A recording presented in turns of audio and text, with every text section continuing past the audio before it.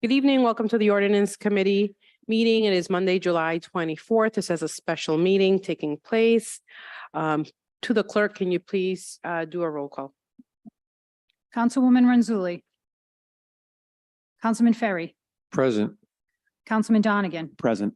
Councilman Campopiano. Councilwoman Jermaine. Council Vice President Vargas. Present. Council President Marino. Present. Thank you.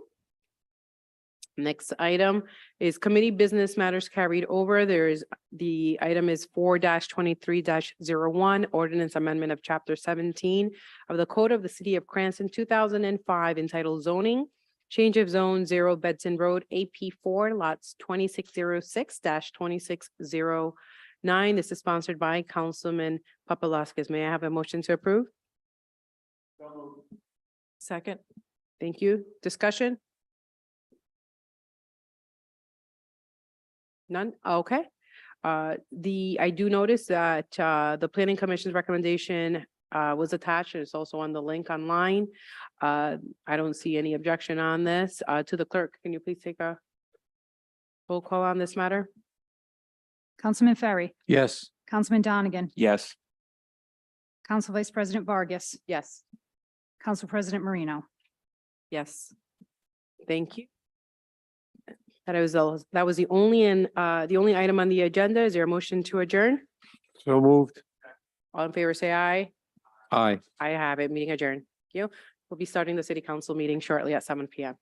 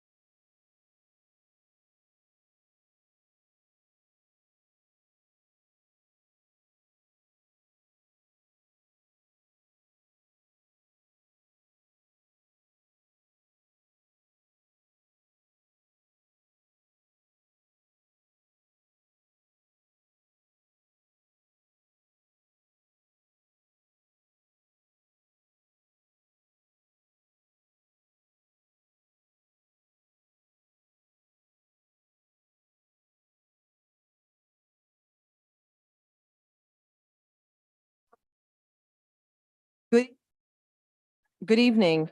Today is Monday, July 24th. Welcome to the City of Cranston's regularly scheduled monthly council meeting. At this time, I would ask for the clerk to please take the roll on attendance. Councilman Ferry, Present. Councilwoman Renzulli, Here. Councilwoman Jermaine, Councilman Donegan, Present. Councilman Campopiano, Councilman Councilman Paplaskas, Council Vice President Vargas, Present. and Council President Marino. Present. At this time, please join us in the Pledge of Allegiance.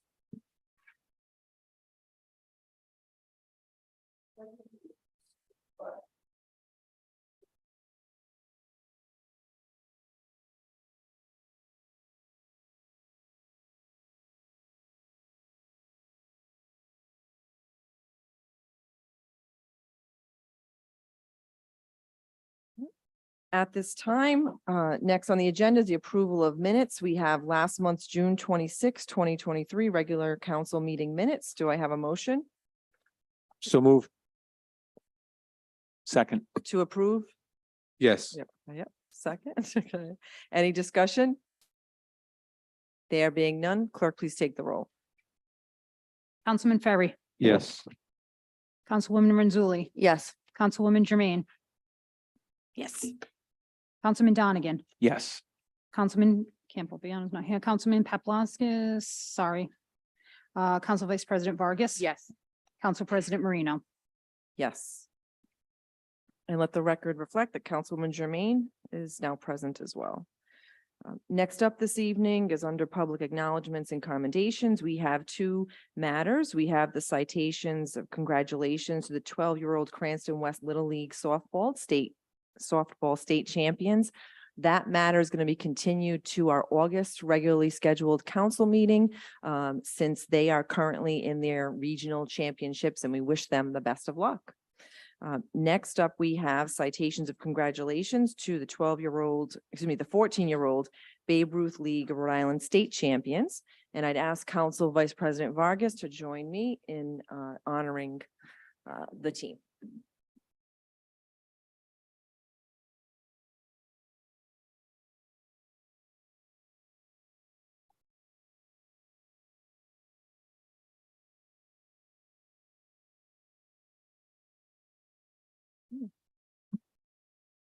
We as a city council would like to say congratulations to the 14-year-old Babe Ruth League state champions. Congratulations. And if you have further journey in terms of regionals, we wish you great success there. At this time, we will call you up and congratulations one at a time. If you can please stand here, and at the end, we will also call the coaches and take any photos for the families as well. Okay. And thank you to Coach Zarella, Coach Davis, Scorpio, and Cesaretti for your great leadership with the team. And we look forward to congratulating you this evening. Right. First up, I'd like to say congratulations to Coach Brian Davis. Do you want to? Yeah. Yep. You can come up. Yep. You got it.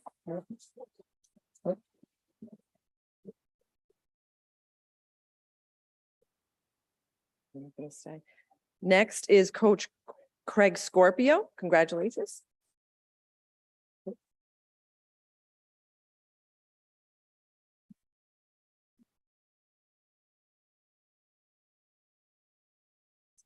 Next, we have Coach Craig Zarella.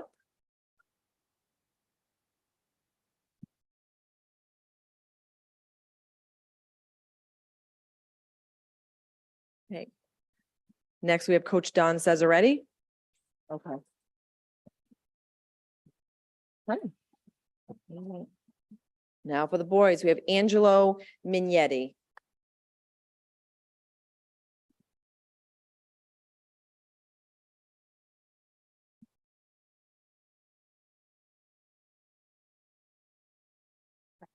Next, we have Anthony Scorpio.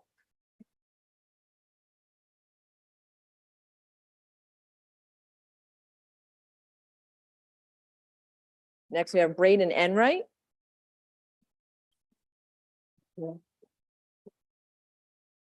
Next, we have Cooper Bastia.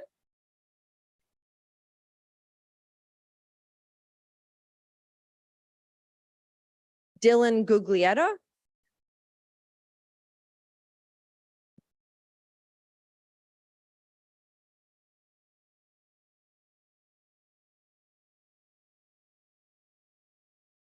Ethan Conrad.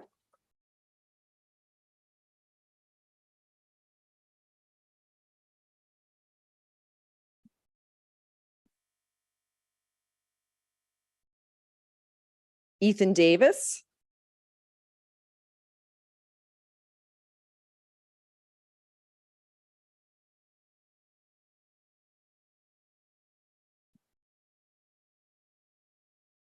Jacob Cheshire.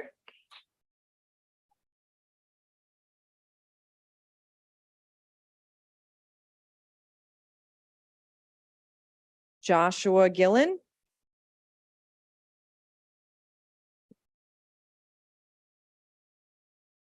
Michael Blair.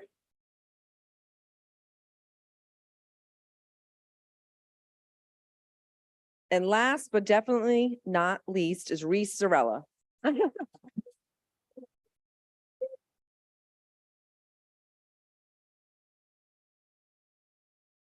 And families at this time, if you'd like to take photos.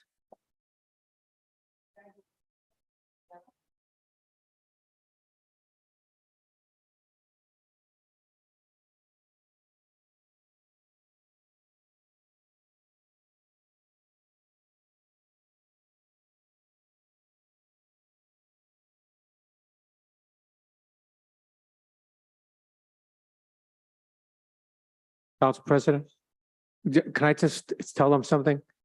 By the way, this is all on YouTube if you want to see it for yourself. Just go to the Cranston City Council YouTube channel and you'll be able to see the presentation being made to you right now. So just wanted to let you know that.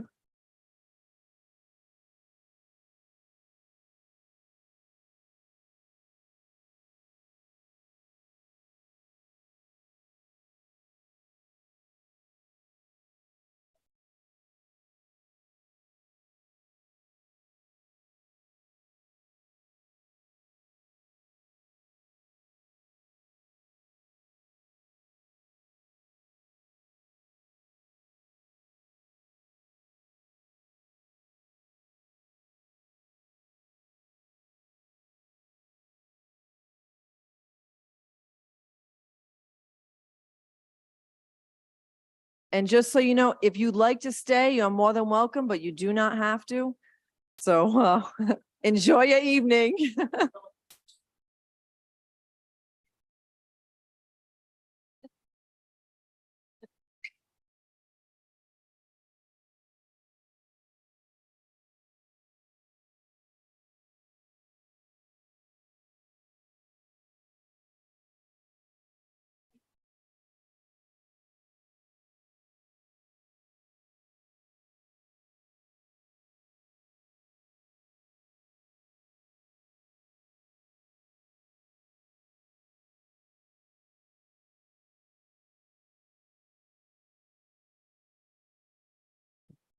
Next on the agenda this evening is the section of public hearings, and public comment.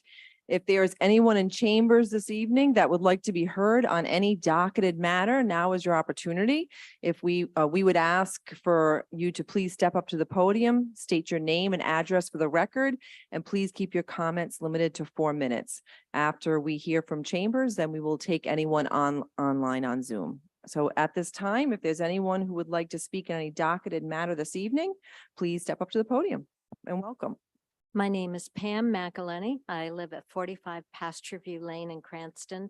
And first, I just want to share a memory of Budlong Pool that I have as a little girl, being there and looking up at the high dive, terrified and amazed at the people that went up there and jumped or dove off. I am still terrified, even though it's gone. Mr. Mayor, and I know he's not here, but it's addressed to him as well, and council members.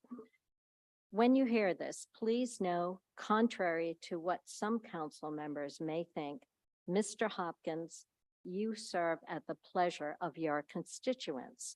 I am one of them. You and the city council are expected to respect the wishes of your constituents and to be fiscally responsible. A petition supporting restoration of Budlong Pool is in your office as we speak. Thousands of voters have signed the petition requesting pool restoration. Budlong Pool needs to be restored, not minimized, honoring the wishes of the people of the city of Cranston.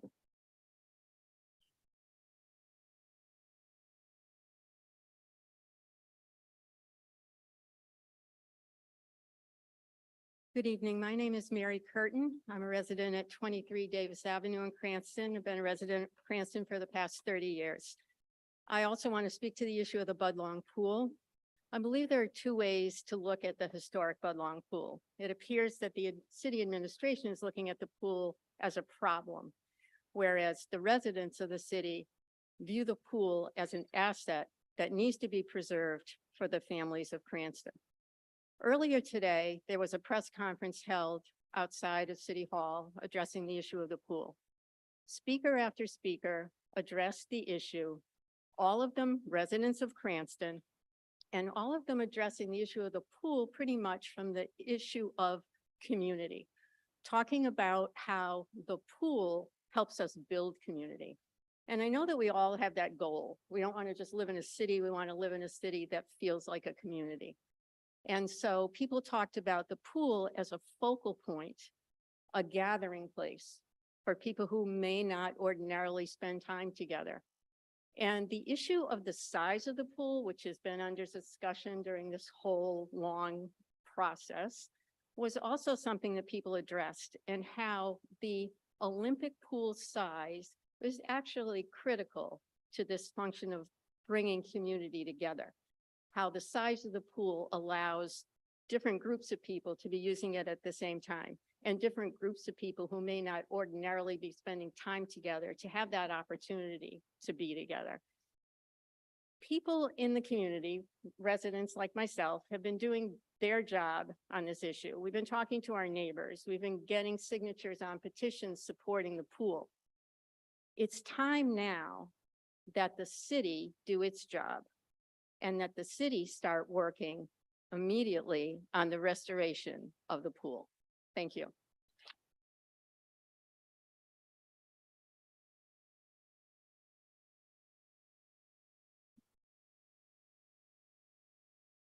Good evening to the Cranston City Council and the residents of Cranston. My name is Nathan Kirschenbaum, and I'm a resident of Cranston on 15 Curtis Street, and I've been here most of my life. Currently, I work as a caseworker tracking at-risk youth in South County and East Bay. The families I provide therapeutic services to have many struggles with income and insecurity of basic needs to survive. The youth I work for are great kids who've either fallen on hard times, had significant childhood trauma, or have strayed off the correct path in life. My job is to therapeutically intervene with the families I serve in the community. My agency has an 85% success rate of keeping these children out of the criminal justice system, and we never give up on a kid no matter what. My background in working with kids actually started for the city when I was in high school. For 4 summers, I worked at the Hope Highlands Summer Playground Camp and 1 summer at Budlong Pool. I learned that one thing is for certain: the Budlong Pool is an essential part of the Cranston community. It has saddened me and other residents that the Budlong Pool has been closed for 4 years, even after the 2 years of the pandemic. Despite the mayor's claim that the pool cannot be fixed, it should be reduced significantly in size, members of the council reported that an architect recommended that the pool remain the same size. As the mayor stands by idly, the families and youth of the city continue to be without a pool, many of whom have no air conditioning in the hottest summer on record. There's actually a direct causation between hot weather and increased human aggression. So what do these kids do when they don't have an outlet? I've seen it firsthand. They isolate themselves in their rooms, they pick fights on social media, hang out with the wrong crowd, or cause trouble in the home or the community. I've heard the older generation say, when I was young, we played outside until the sun went down. But how is that even possible in 90-degree heat with no public pool? Meanwhile, the mayor sits by his own pool in his own backyard, while he and his administration have neglected residents who can't afford those luxuries. Where has the $4 million gone to fix the pool? You have it, but refuse to use it. We all have noticed the facelift given to the Knightsville neighborhoods that may not even vote for the mayor next time around the way things are going. Did the funds go to Eat Tree Park, a park that can only be used 1 week of the year for a feast with nowhere to park your car? In conclusion, we are not East versus West or segregated by socioeconomic status. We are one city committed to meeting the needs of all residents, regardless of where you reside or your political affiliation. It is clear that the Hopkins administration talks the talk, but does not walk the walk. We never give up on the kids, so why do they?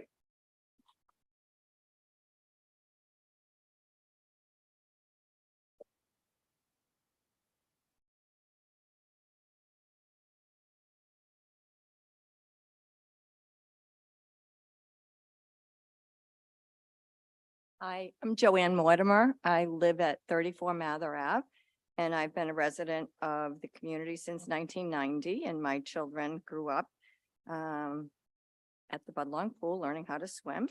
And that gentleman mentioned this should not be an issue of the haves and the have-nots. Who has a pool and who can afford to go to the YMCA? And I don't want to hear about a sliding scale, because people that are paying exorbitant amounts for mortgages wouldn't qualify for any sliding scale to teach their children how to swim.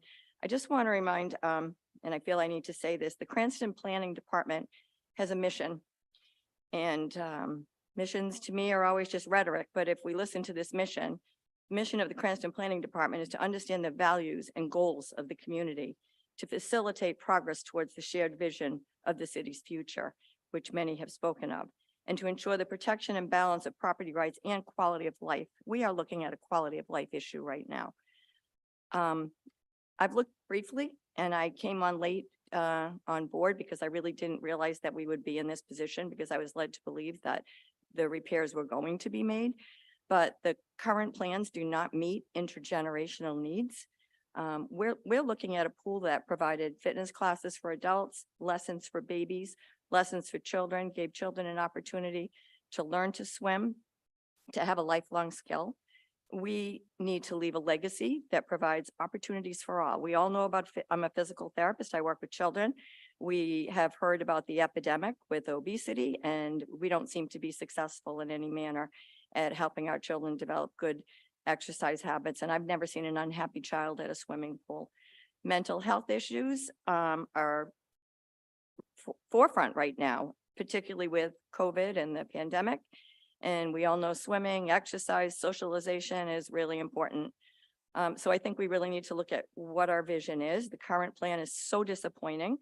I've heard no excitement in my community over in Edgewood for this splash park and the condensed pool and all of that. I've looked at Providence. We are the second largest city. Providence has 5 pools, 14 water parks. The third largest city, which is Warwick, has access to the ocean. They have a McDermott pool. We have nothing. And to think that we can take our entire city and give them a quarter of a swimming pool and say that we are going to meet all the needs of our community is just ridiculous. So I respectfully ask that you listen to everybody who has gone forward and cares to be here, because I wasn't going to come because I said I'm one voice, but I know I speak for many. So that is why I'm here.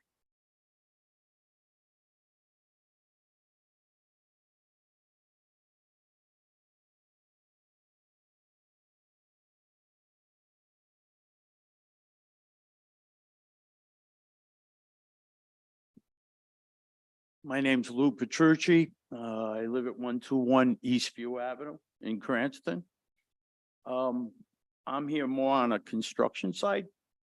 I thought when this all came about that there was a review already done for the repair of the existing pool, but I'm finding out that there isn't anything available. Matter of fact, there won't be anything available of review until next month, I'm told by the mayor's office. I don't understand how we're gonna move forward. We want to move forward with one project when we don't even know what it's gonna take to fix the existing pool. So I was just wondering, is it possible as a resident to actually see a review of any sort so that we we could determine, those of us that are in the construction field, and maybe ask the questions that aren't being asked to find out if what we got can be fixed and what it would take to fix it. That's all I got.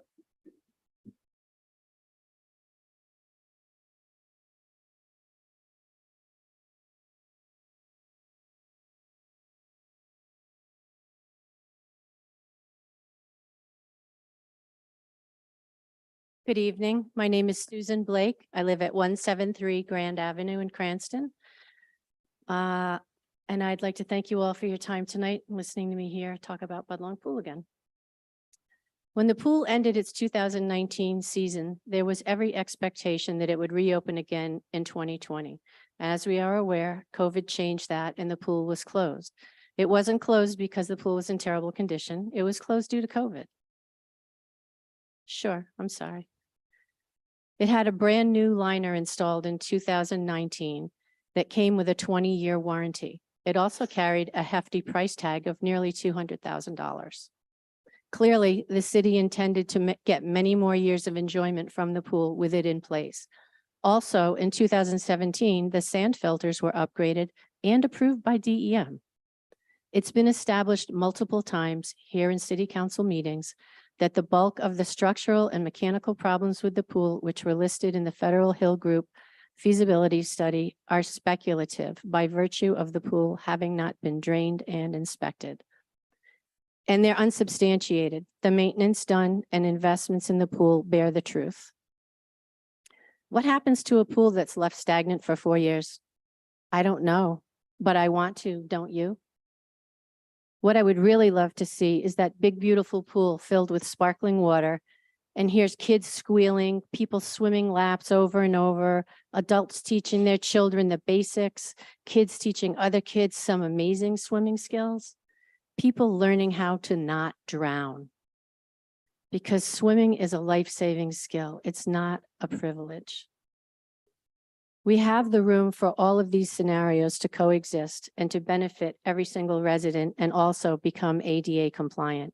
Our pool can handle it and we deserve it. Don't take it away. I would like to close by saying that we have nearly 2,000 signatures on our petition as of tonight. Last month was only 1,000 and the month before that was 200. We are educating the residents about the mayor's small pool plan because they're not sure exactly what he's proposing.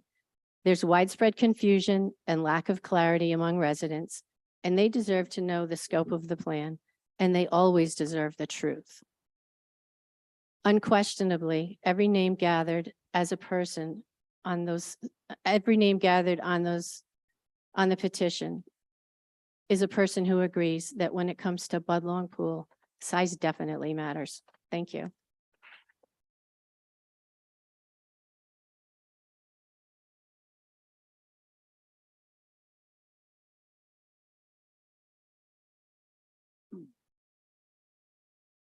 Good evening, everyone. My name is Joseph Levine. I live at 16 Glenwood Avenue. Levine. Budlong Pool was first closed 4 years ago due to COVID and COVID only. It was not closed for any other reason. Before COVID, the pool was open. It served the community well and it was safe. And yet, since that time, we've heard several reasons why Budlong Pool needs to be replaced and downsized before reopening. Some said it is near the end of its serviceable life. Others said the pool was built in 1940. Another said we put Band-Aids on this facility for years. And then one other person said every other pool built in the WPA era has already been closed or redone.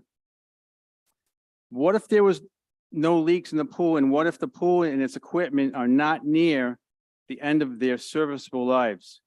What if we could see the maintenance records? Could we find Band-Aids? We have to wonder why the former director of Parks and Recreation was not allowed to speak. Would he destroy the narrative? What would he say? What about the present director? What if he were told to stay quiet? And what if the pool maintenance records need to remain sealed so that we can't verify all of these so-called Band-Aids? What if all of this is just talk? What if the Federal Hill Group study and the condition of the pool itself were a total or almost near fabrication? What if the engineer who did the FHG report decided it would be better to remain anonymous? What if no one were to question this fact? What if FHG had no intention to answer questions city council members might ask? What if the city overspent on the report, but the mayor would never admit it? What if the public water records would clearly show that the pool was never leaking? What if the mayor already knows this and therefore wants to quickly move past this FHG study and move on to the next phase with Sakosha and Associates? What if the mayor does not care whether the pool is leaking or not? What if he has no intention of doing a real inspection of the pool? What if the mayor's goal is to spend more money, not less? What if the mayor thinks the city belongs to him and that city council members are there to serve him only? What if the mayor is holding the city hostage until he gets his new, tiny and expensive pool that he desires? How many more summers do we have to endure without a pool while Spurs claims that the pool is at the end of its service life are being pushed around ad nauseum by city officials? Where is the evidence? Where is the testimony from the pool's experts who have been taking care of the pool for the past 20 years plus? Can we please hear from them? We are growing tired and restless and want answers, and we want to know who we can hold accountable for this long and unnecessary pool closure. Thank you.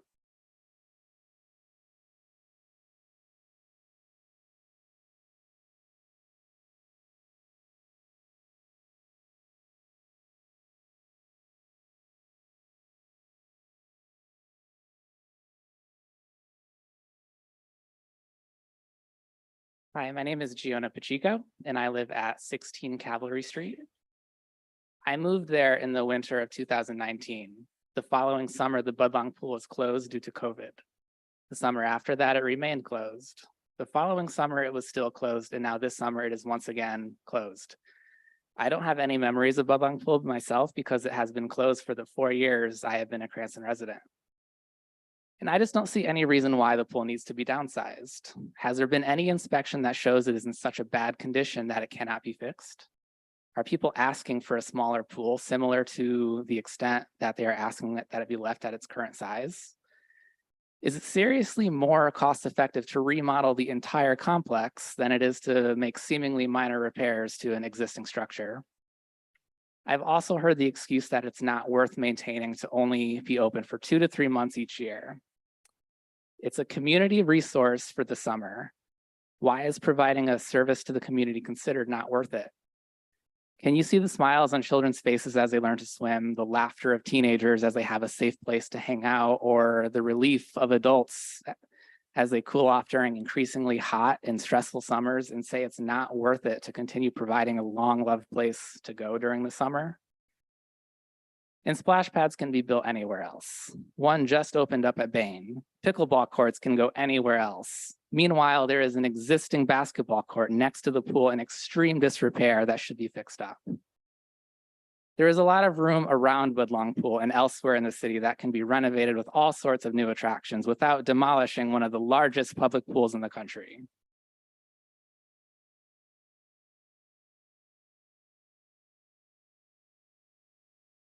Cranston is a large city of over 80,000 people, and we have just one pool for the public.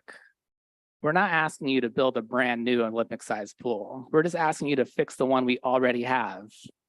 We shouldn't be making our only public pool smaller. We should be restoring it because it's a valuable community resource and a historic landmark. There is no reason to destroy it or leave it closed indefinitely while there is already funding approved for repairs.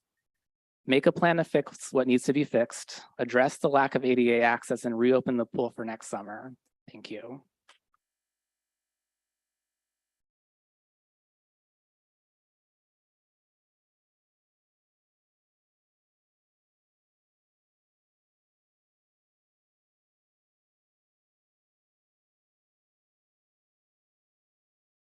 Hi, I'm Karen Rosenberg, 46 Bow Street, Cranston. I want to just address a couple of things. We've been over a lot of ground repeatedly, but that's because it feels like people are not being listened to. We've got a very large number of people who have taken the time to show up, to make comments, to sign a petition. I don't hear people saying, please make a pool that's much smaller that only little kids will enjoy. It's not happening. And I've tried to understand what the motivation is here because I've met and spoken with Mr. Moretti and with the mayor a couple of times now, and this is not personal. They were very cordial conversations, but it just feels like there was a predetermination about what you wanted to build, and it wasn't run by the community. And the community is speaking pretty loud and clear and saying, that's really not what we want or need. And the fact that it just keeps forging ahead just seems to speak a certain amount of contempt for the feelings of the people in the community. So we've had very cordial conversations, as I said. It was not until a week or two ago that we heard that there was going to be an actual inspection done. And I saw on a press conference this afternoon, following our press conference that Mr. Moretti was at, that actually there is now a new inspection by qualified experts. I look forward to seeing it. I made an information request for all the kinds of things that people are asking for here a month ago. And the city immediately let me know they were going to need to take the maximum amount of time they're allowed. So, you know, the clock is running and it's almost time. And ultimately, the facts are going to be what matter here. If the pool can be repaired, stop telling people that it's in, you know, that it's dilapidated and can't be remedied, and that the only thing you can do is replace it with a tiny pool that's 5 feet deep that can't be used for the things that adults and teenagers also like to use the pool for. And I just want to say one thing about the ADA issue, because I feel like there's been some, I don't, you know, I'm not going to speculate about people's motives, but it seems like there's a lot of confusion out there. The pool and the bathhouse are grandfathered. They're not actually required to be made ADA accessible because they're old, and unless they're substantially modified, they don't have to be made to ADA standards. But we all think they should be.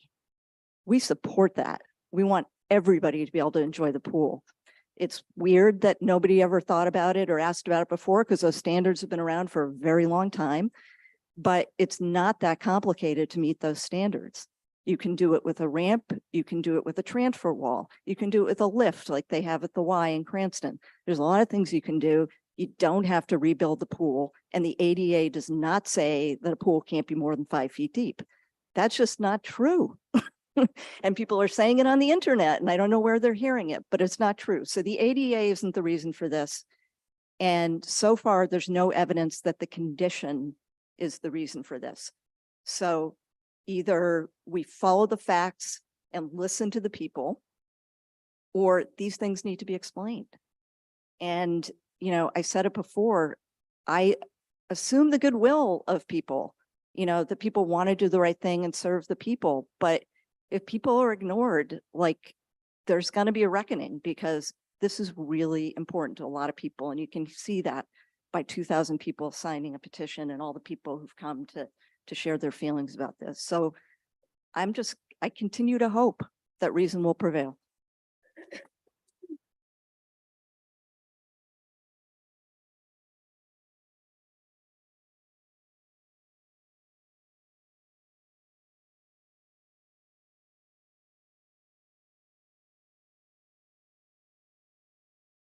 I'm Danielle Hurwitz. I live at 70. Sorry. I'm Danielle Hurwitz. I live at 79 Blackamore. I have grown up here, and in addition to a lot of the really good points that people are bringing up, that the pool serves teaching to swim, community, a place for people to exercise, hang out with their friends, family. I work at Cranston Parks and Rec, I worked there for the last 3 years. I went there for 7 years when I was a kid. Budlong Pool is a really essential part of both the community and of the camp.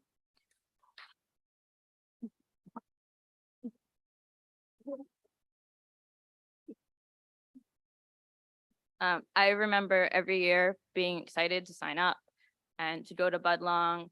It was 3 days a week, every week for the whole summer. I would get to go, I'd get to hang out with my friends.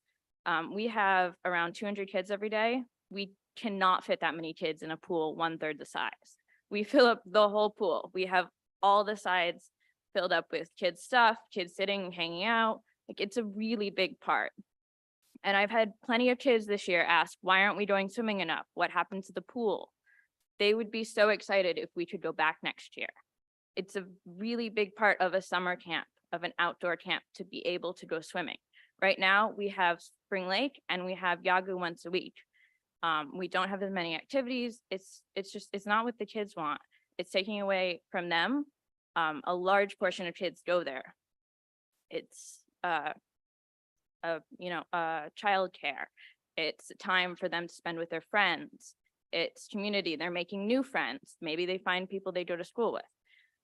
So the current plans just don't serve the needs of the community, and they don't have the same purpose that the Olympic sized pool has.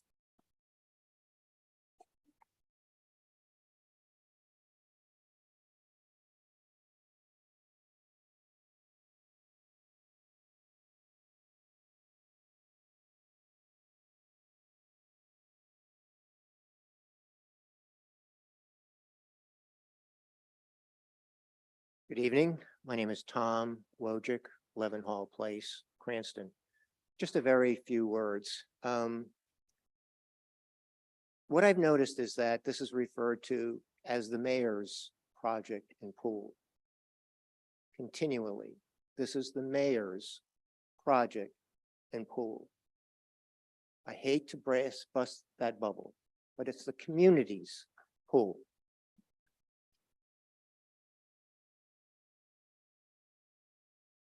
It is not up to the mayor and his administration to make these decisions without honest and respectful input from the community he represents. You can see that this is not just an architectural or engineering issue. This is an emotional issue. It's a psychological issue. It's a health issue, and it's an equity issue. The mayor is wrong. And even in the interview that was given today, it's continually on Channel 10. Mr. Moretti said that you were moving quietly and under the cover of darkness with your plan. It can't be your plan. It has to be our plan. Thank you.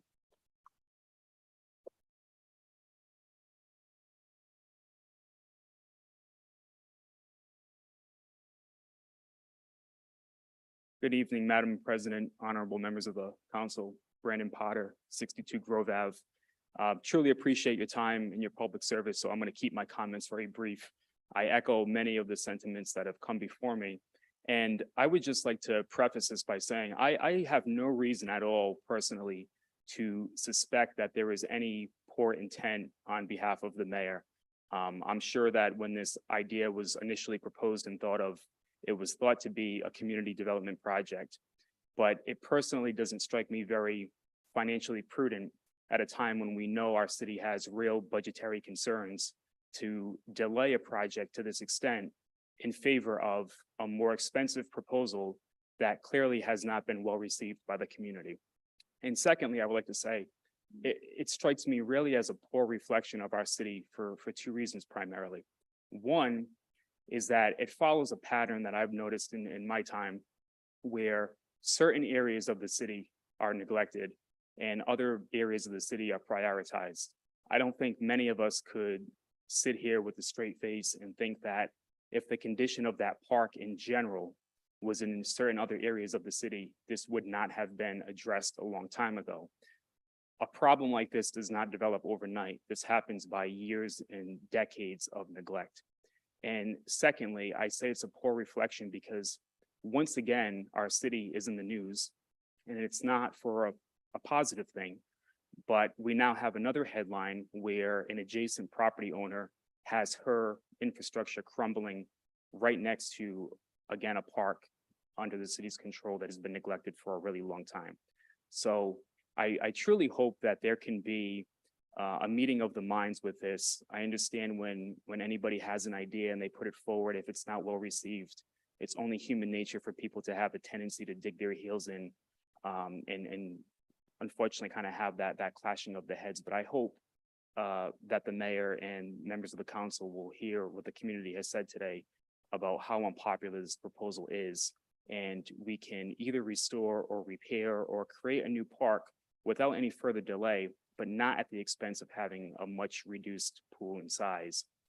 And I'll end with, I really do hope that there can be some kind of accommodation to the adjacent property owner, because anybody who's looking at that pool now, at that park now, and seeing it in the news, it's a really poor reflection of our city to see somebody's property crumbling as it is and being told that there's nothing that the city can do to help. So thank you very much for your time. Appreciate it.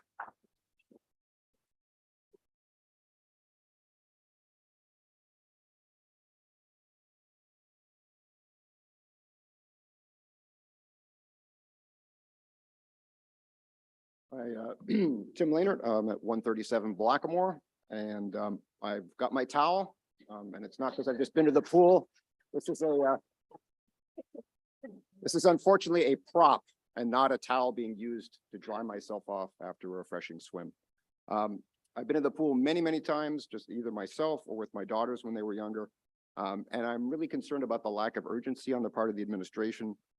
Because for me, 4 years isn't that a long amount of time, but if you're 5 years old and you don't swim for 4 years or 5 years or 6 years, you age out of a certain period of your life. You age out of taking swimming lessons, and we're going to have an increased number of young people who don't know how to swim, who obviously are not getting the physical activity they could be getting. Mental health may be suffering. So there's a lot of rhetoric about kids need to get off their phones, they need to get physical activity, we have a mental health crisis, et cetera, et cetera. So this is one specific thing we could do, I think, that would be helpful for not just youth, but of course, all ages of the population, ranging from toddlers to seniors. And also I just want to mention that Brandon Potter just mentioned about the adjacent property. I walk by there every single day with my dog, and that's a bad scene. I don't know if people really understand what he's talking about, but next to the basketball court, there's a woman who has a house, and there's a wall, a retaining wall that collapsed from the rain 10 days ago. And now there's a piece of yellow tape around it. So I didn't need to see that on the news because I walk past it every day. And I also walk past a pool that has got about a foot of green brown water in it. So we can definitely fix this pool and return it to its previous state. Thanks.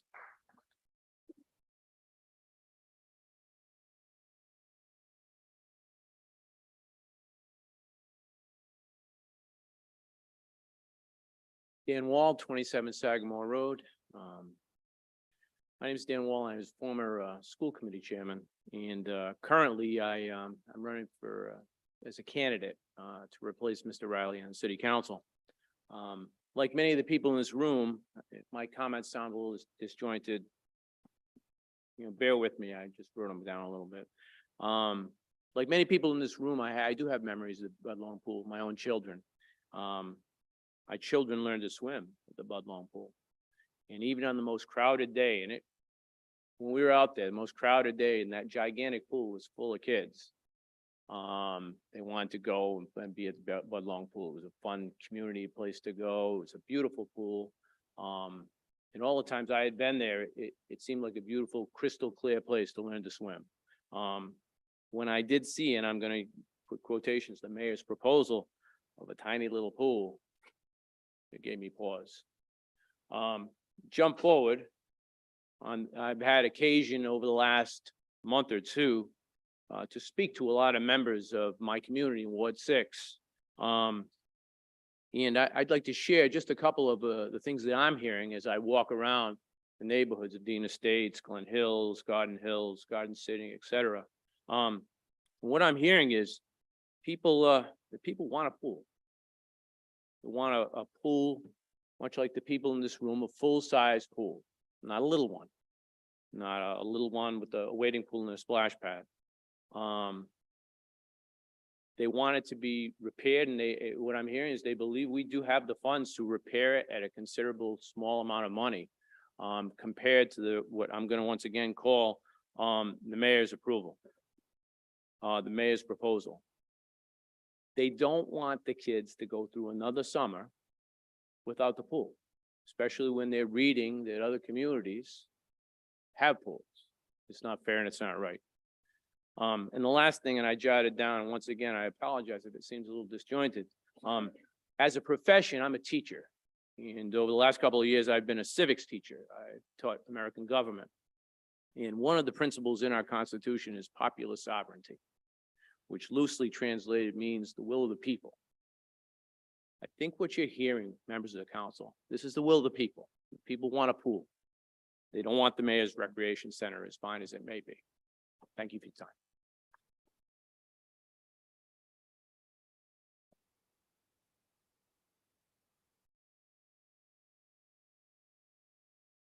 Good evening. My name is Elisa Balcrysel, 5 Hawthorne Avenue.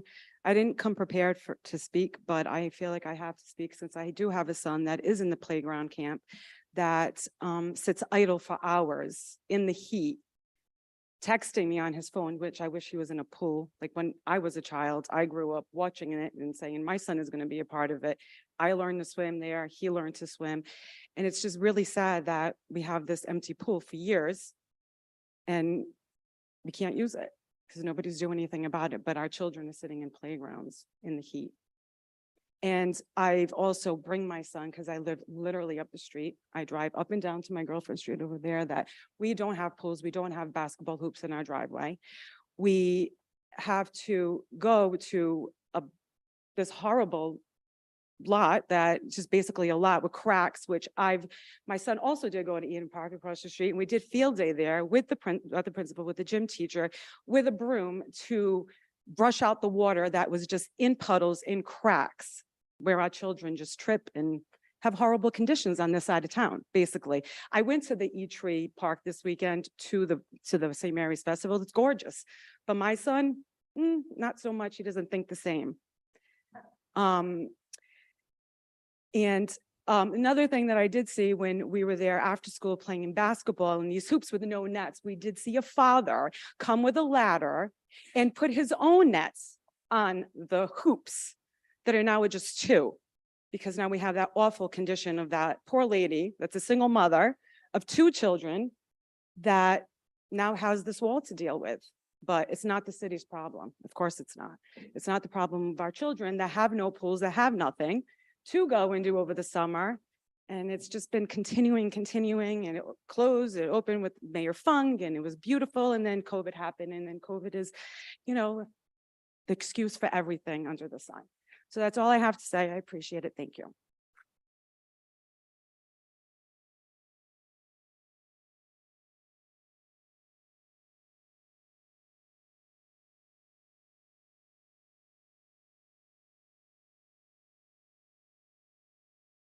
Good evening, everybody, members of council, vice president and president.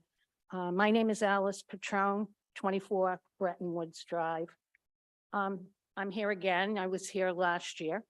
I've been a resident of Cranston for 69 of my 72 years and learned to swim at this pool. I enjoy this pool, but I think aside from that, and I think so many people here feel the same way, I think what bothers me and galls me more than anything is the arrogance of the administration. That this administration seems to think that this project, it's their project and their pool, okay? You are voted in here, and this mayor only won by about 3,000 votes. There are 2,000 signatures on this petition. We all vote. Now, I would think that you might want to listen to everybody who took the time to come here and put their name on a petition. On top of that, what really galled me last week was when I drove by Tree Park and the fountain was wrong. 12 o'clock in the afternoon and nobody was there, not a soul. And then I drove to Dave's Market and I have to drive right by the pool. And there was the empty pool with all the stagnant water. And I thought, what kind of misplaced priorities do we have here?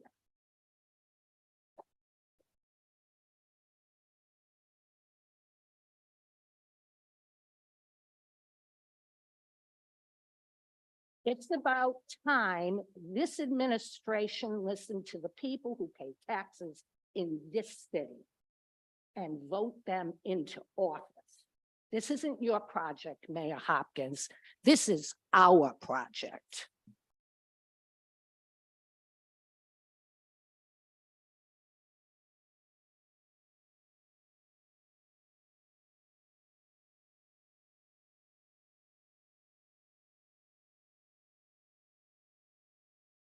Hi, my name is Lori Skripsack and I live at 76 Lakeland Road. It's pretty much across the street from the pool. And this isn't the first time they tried to close this pool. It happened about 25 years ago. These people want this pool. And the reason we only have 2,000 is because that's probably all that knew about it. We keep hearing that something's going to happen with the pool.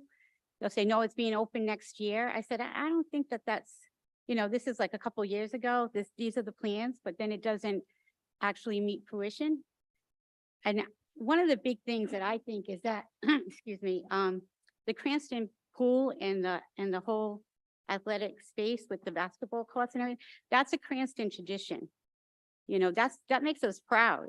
My parents swam in that pool. I swam in that pool. My siblings, my kids, and now my grandkids. So it's a tradition that we will be really upset to see go. Thank you.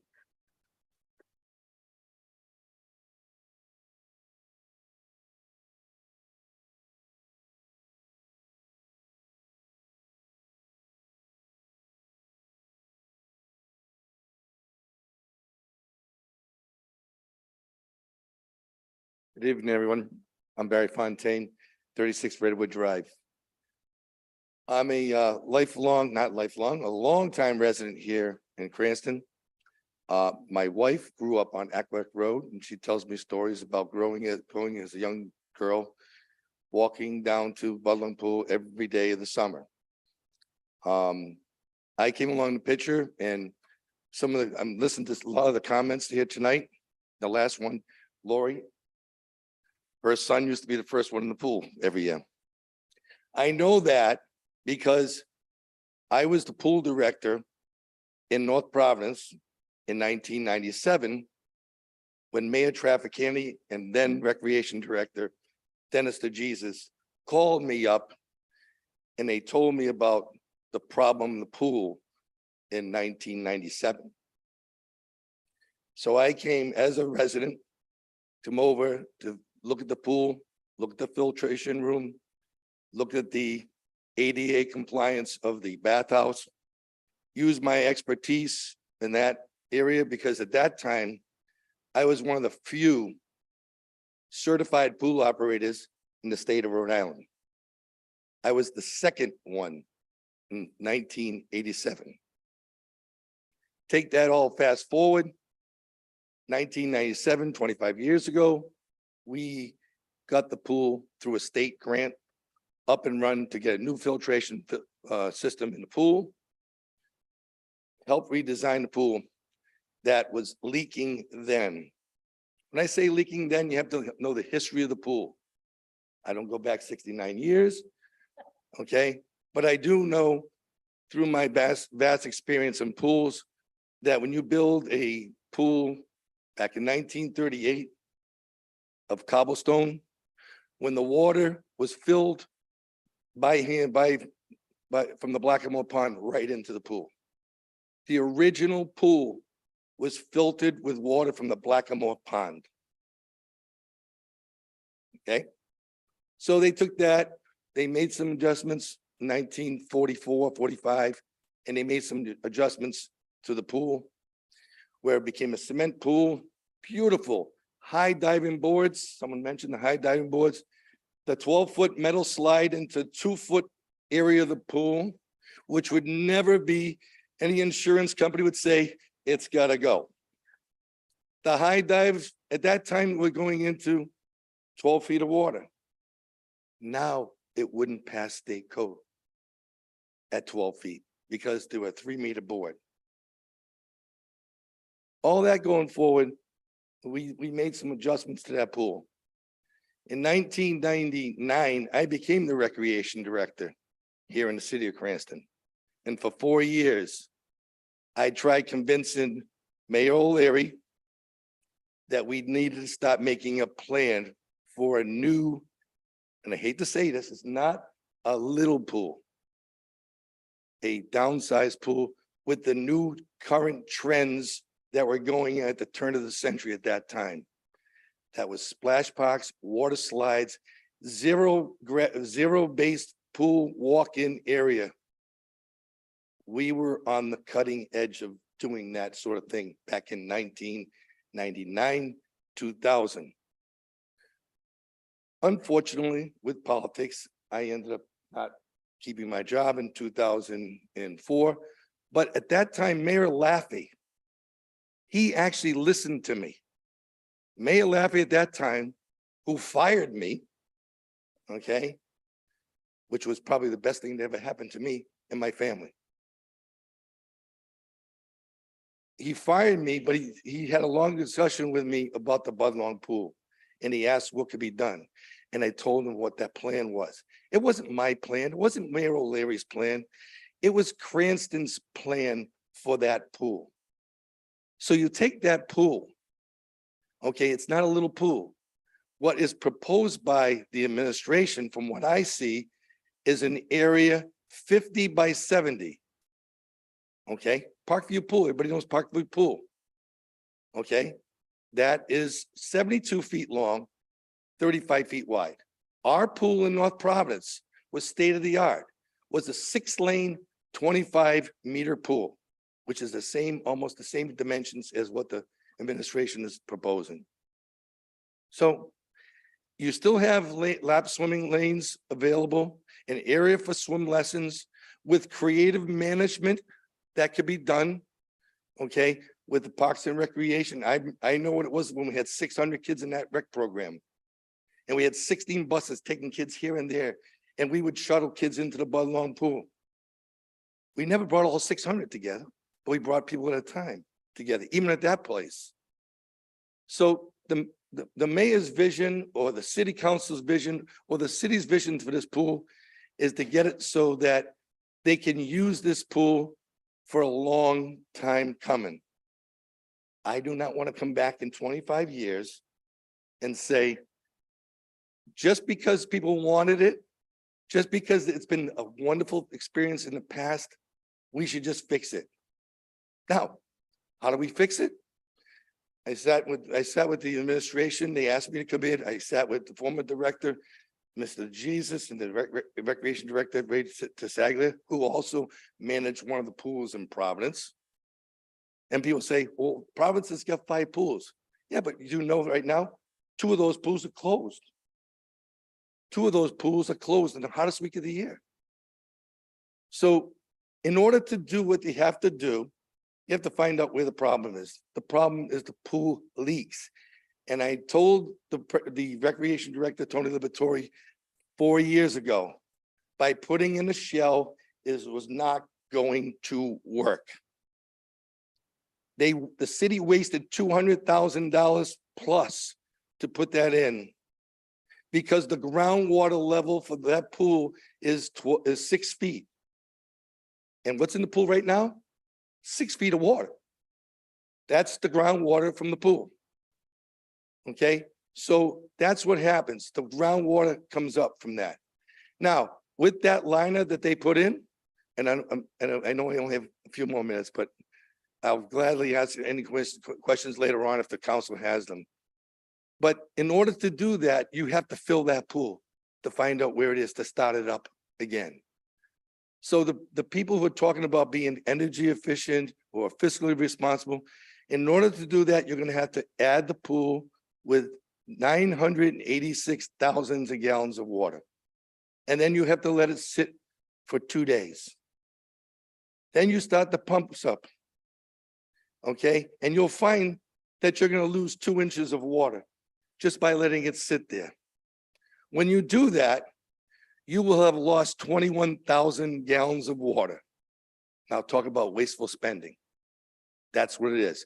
So every day you're opening the pool, you lose a 1/4 of an inch to a 1/2 inch of water. That's 3,000 gallons of water. And those of you who live near Budlong Pool probably saw in the morning, every morning, they open up that spigot and they put water in the pool. That's because overnight they lost 2 or 3,000 gallons of water. So the idea of doing it, I believe it. My kids learned how to swim there. I taught swim lessons there. I taught water safety lessons there. I taught lifeguard training classes there. I still currently coach swimming at Rhode Island College. There's no bigger person in this city with regards to pool safety and fiscal responsibility than myself. I don't care who they bring up here to talk about what we have to do. It's more than just turning on the spigot, letting it run to get it up and running again. If we did that later on, we found that there was no leaks, then you still have to drain it to paint it or to fix the shell. Because if you look at the shell right now that was put in 3 years ago, there's shoots coming up through the side. There are plants coming up through the side inside the pool. Why? Because that shell has cracked. Why? Because when you put a shell in the water, you have to keep water in the pool. You can't drain it because if you do, the sun hits it even in the wintertime and causes cracks. That happened close to 25 years ago when they had a shell before. They took the shell out. They took it out. So, Madam President, again, I know there's some people here I know very well.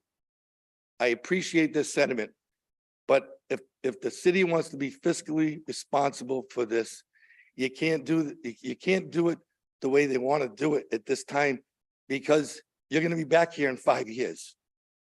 You're going to be back here in 4 or 5 years because it's just not fiscally responsible to do it this time.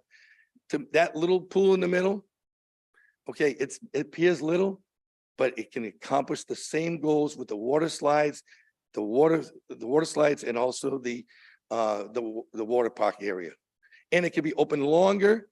It can be open more than July to August, 6 weeks. And it won't cut, and you won't have to worry about the number of lifeguards you have to put on duty for it. So again, thank you for your time.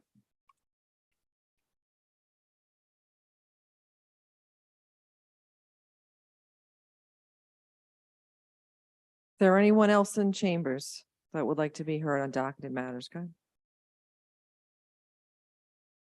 Good evening. My name is Amy Gagne. I live at 310 Aqueduct Road in Cranston. I also have 2 young boys that go to the rec camp.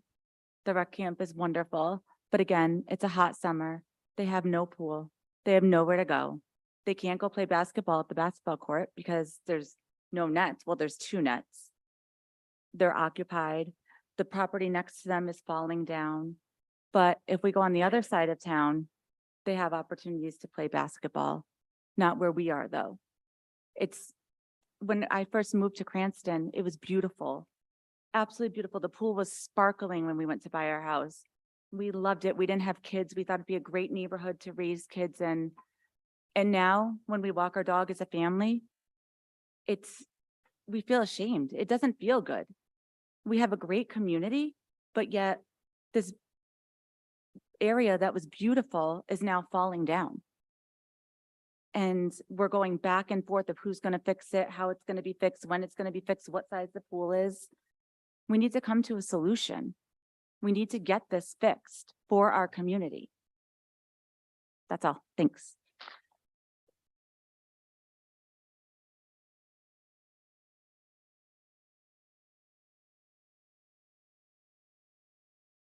Seeing no one else in chambers that wishes to be heard, Tom, is there anyone on Zoom? Sam Brusco.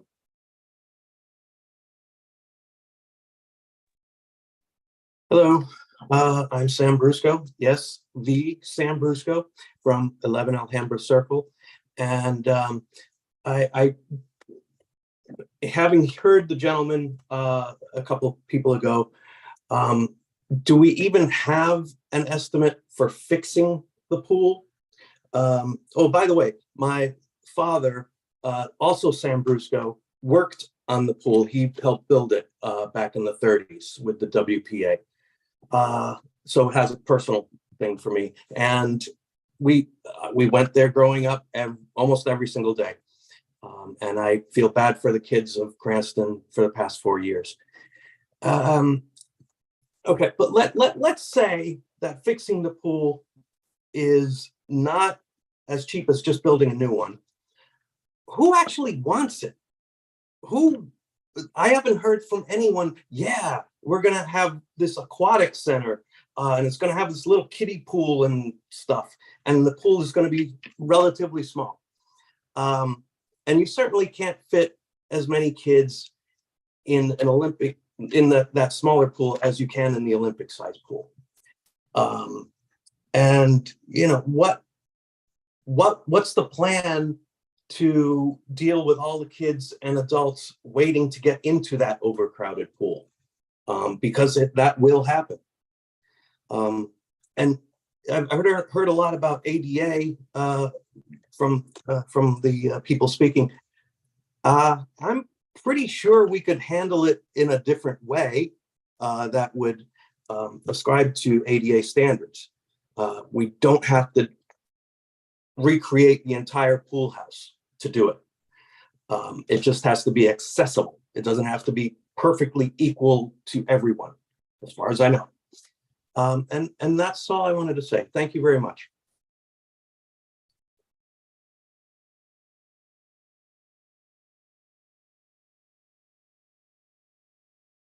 I see no additional public comment. This time, public comment is now closed. Next up this evening, we do not have any resolutions, but we have our reports of committees. First up is Councilman Donegan as Chair of the Finance Committee. Thank you, excuse me. Thank you, Council President. Before us this evening from the Finance Committee is the consideration of taxed interest waiver approvals. This passed out of committee. Motion to approve. Second. Any discussion? There being none, clerk, please take the roll. Councilman Ferry, Yes. Councilwoman Renzulli, Yes. Councilwoman Jermaine, Yes. Councilman Donegan, Yes. Council Vice President Vargas. Yes. Council President Marino. Yes. And that does it for the Finance Committee. Next up is Council Vice President Vargas as Chair of the Public Works Committee.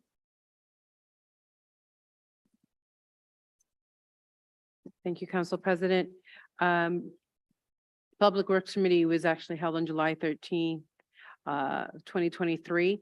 Item 2-23-03, Ordinance and Amendment of Chapter 15 of the Code of the City of Cranston, 2005, entitled Buildings and Construction, Poles Relocation, sponsored by Councilman Donegan. It was amended in committee March 16th, July 13th, and it passed, and I urge passage this evening.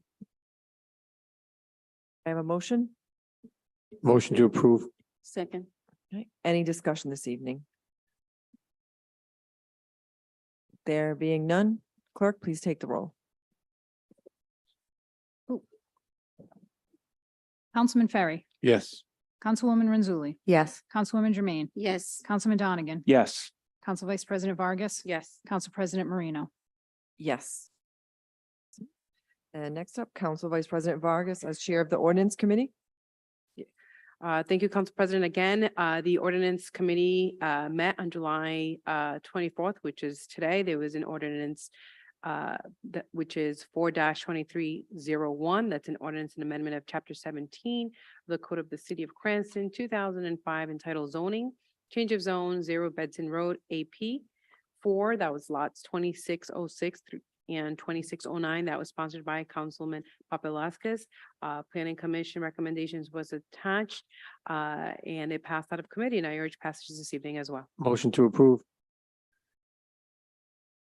Any discussion? There being none, clerk, please take the roll. Councilman Ferry, Yes. Councilwoman Renzulli, Yes. Councilwoman Jermaine, Yes. Councilman Donegan, Yes. Council Vice President Vargas. Yes. Council President Marino. Yes. And next up is a Claims Committee as chaired by Councilwoman Jermaine. Thank you, Madam President.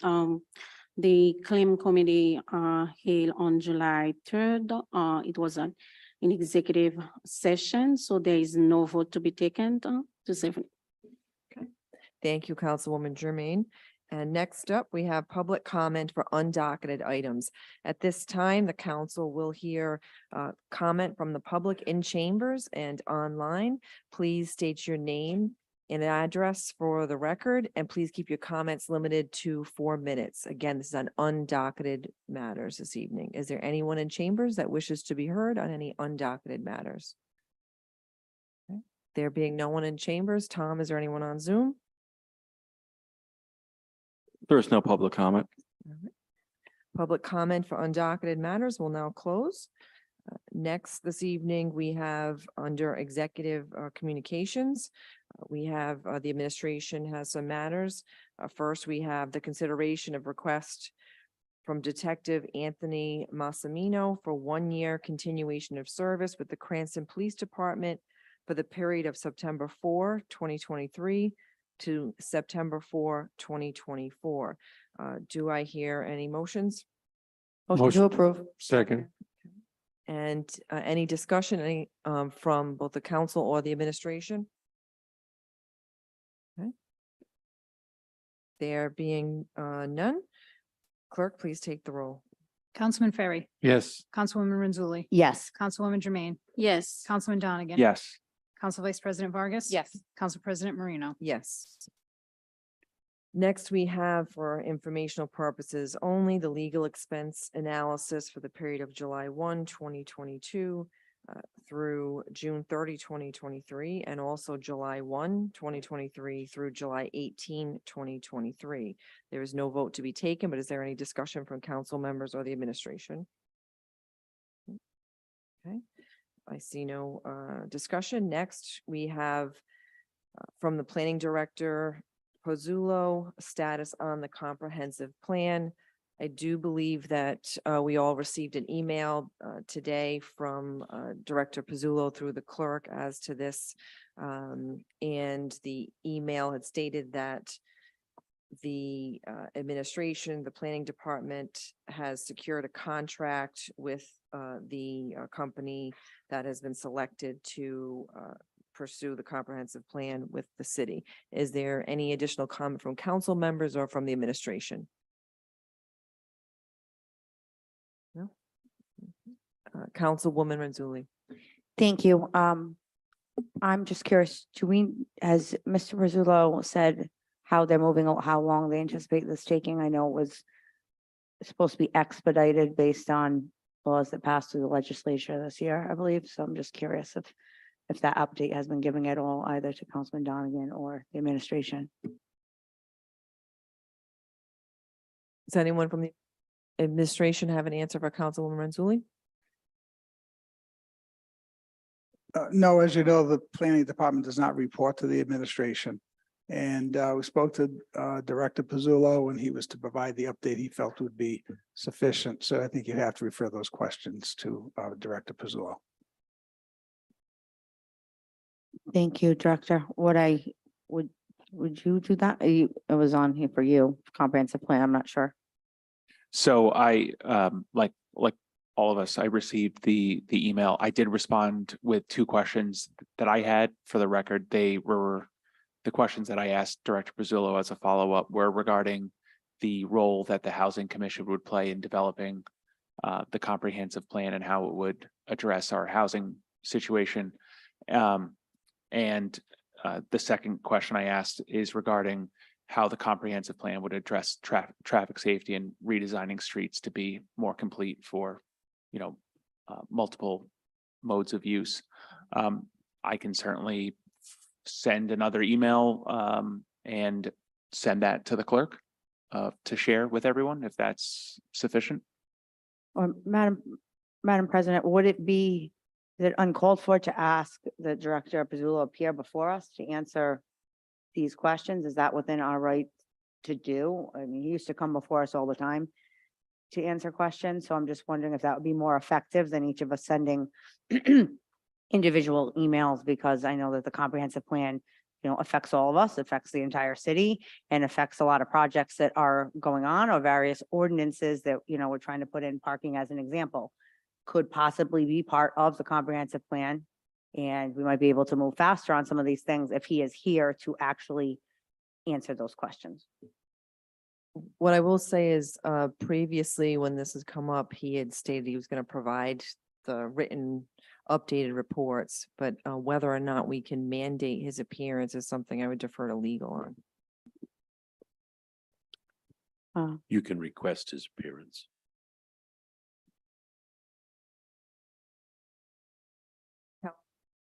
Council Vice President Vargas. Thank you. Thank you. Attorney Angel. It's been a long day and a long drive from out of state. I apologize. Thank you.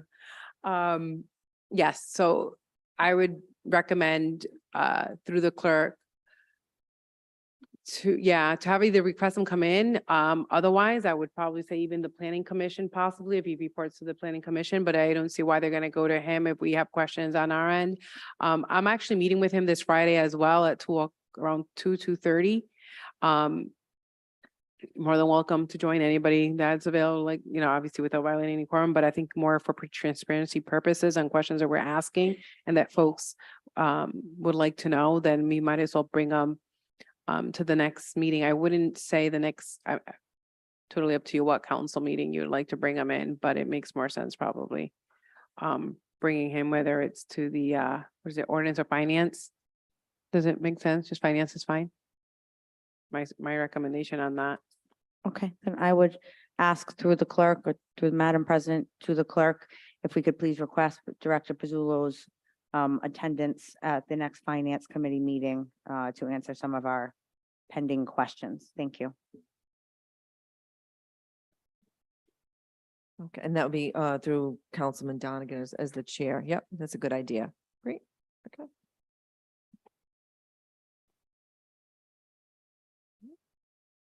That will do it for executive communications. Next, we have under Council President Communications. First, we have the fire department stations, the status of necessary repairs and maintenance.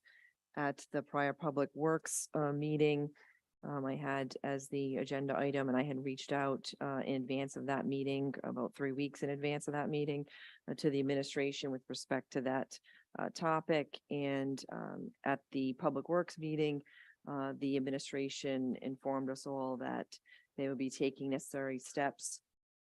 I believe in speaking with the administration recently, the microphone, sorry. Just as recent as today, when I reached out again, having not heard anything, that some testing was done. And if the administration wants to provide an update on the status of the repairs.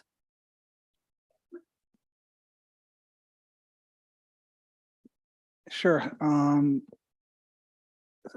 Working with Chief Warren, I'll say the administration, specifically the mayor, myself, acting Public Works Director Matus, our building maintenance folks, I could say what's been done since this information came to light at the last meeting is we felt there's a number of concerns that the firefighters have, and we're happy to address those concerns. The most obvious had to do with some paint peeling at various areas of stations 2 and 3, and perhaps other stations, but predominantly 2 and 3 seem to be the primary concern. And there was a couple of holes in the walls, not understanding how the holes got there, but regardless of how those holes got in the wall, to address those. So what we did to try to act responsibly before we conduct any work or actually waste or spend money unnecessarily on having special remediation. We took paint samples of the various sections of those fire stations and had them analyzed at the Theis Engineering subsidiary. And just Friday, the results came in as to those samples, particularly testing for lead paint to see how we should proceed. Today, not having a full comprehension of the data that was presented to us, we spoke to the Rhode Island Department of Health for an interpretation of that data. And the good news is that based on any residential standards, the paint samples came back as with intolerances or not at levels where it would require special remediation, even if it was a residential building. Ironically, it's not deemed a residence, but I made sure I made the point that obviously firefighters live there quite a bit and what they do. But the good news in that respect, that all the samples in those areas tested came back within tolerances for normal remediation. That was a major step. It took a while. We asked for overnight analysis, and it took 7 days, 7 to 8 days. So with that, speaking, because of results, really, we had the meeting with DOH this afternoon. Tomorrow morning, the gentleman that I indicated, we're going to be spearheading the effort to address the concerns, including Chief Warren. We're going to be meeting to develop, we'll say, a prudent, planned kind of a methodology, my God, my goodness, help me with that. You know what I mean? Methodical. Thank you. You're welcome. You saved me. Approach, and kind of, well, we'll outline what we can do internally. And then if it's not going to be expeditious enough, we'll consider going out to outside contractors. So that would be the next step, is particularly with what's imminently in front of us would be the painting and the repairs to the station. But there's other concerns that we'll be happy and should address as part of this program, to take the, I would say, long-term approach, but a solid planned approach with milestones. So the Colonel, myself, and others will be involved tomorrow. Thank you for the update, Director Moretti. With respect to the necessary repairs and maintenance, I'm glad to hear that they're being addressed. I'm sure, we all agree that it should be done because it's very important, and we all want them to have proper working and living conditions. So I appreciate the attention being made to this. The one thing that I wanted to make sure is not going to be an obstacle is the cost of the repairs, these necessary repairs. And I just want to be sure that that's not going to be an obstacle going forward. Correct. In terms of the priority, I think everyone recognizes it'll be high priority. And there will be funds. Certainly a suggestion you had perhaps could be the use of ARPA funds. During that assessment, we could possibly see to follow up with you on that. Certainly there's if it's operations money taken out of current year's budget, so be it. Or if there's also money available in the city buildings fund, capital fund also. So there'll be alternatives. And certainly that won't be prohibiting the work being done. Yep. In terms of the funding for the costs that are necessary, I know I've conferred with Auditor DeMayo, and he can confirm this evening. I've also spoken to legal counsel that we should be able to utilize ARPA funds for this with respect to the repairs. So that would save the city from having to pay interest and take out loans. And as you know, I believe I may have stated previously, it's what better way to spend ARPA funds, COVID funds, than to prioritize the living and working conditions of the first responders during that time. Sure. Well, that cost estimate and the funding will be part of this. So let's assess, I believe, what the needs are. Certainly there's old facilities and ideally they'd all be knocked down and we'll have all new facilities. That's the right answer, but it's not the practical answer. So there's going to be things, but certainly to address, I'll say, any potential health safety concerns will be addressed undoubtedly, and again, without limitation, and very, very much to consider ARPA funds, as you mentioned. Okay, look forward to having additional conversations, and it may make sense then to put it on for a public works meeting in August for a status. Fair enough? Fair enough. Okay, all right. Next is an update on, Council Vice President Vargas. So I have a quick question, Council President, to the administration though.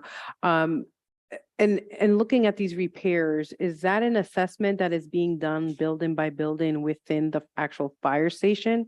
Or is this only on the buildings that were brought to your attention? We're going to begin to focus. It will be, how do we say all of them? I'm not saying we're going to do a comprehensive review, engineers and all that, of every building in the city. Certainly everything that's apparent that of any health or safety concerns expressed to us will be addressed. So it certainly seems to be the priority. I don't think the chiefs received any other. There are a couple of, here's an example. There's I believe a drain pipe issue in Station 1. It's being addressed because it came to our attention. So what better people are there to call to our attention if there's potential problems or concerns than the people who work in this case that overnight reside in these buildings. So is there a plan? I think if that's the case, then I think we ought to probably develop an engineer consultant, professional consultants to do surveys, and not quite sure if that's requires that level of expense at this point. And we find that our employees are pretty good reporters of concerns. Thank you. Next this evening, I have on my communication section an update on school building projects for construction and funding. I see we do have with us this evening some representation from the school department. Thank you, Mr. Collins. Yep. So Edward Collins, Director of Plant Operations with the school department. First of all, thank you for having me here so I can give you kind of an update on where we are with the school projects. From the initial concept of a 5-year plan, construction costs have risen drastically. What we initially budgeted projects to be around the $420, $430 a square foot has now risen up over $700 a square foot. So because of that, we could not do all the projects that we originally wanted to do, but what we can control is to make sure we are getting the most value for every dollar the city is spending. I want to run through that project by project for you. The first one is Phase 1 Eden Park.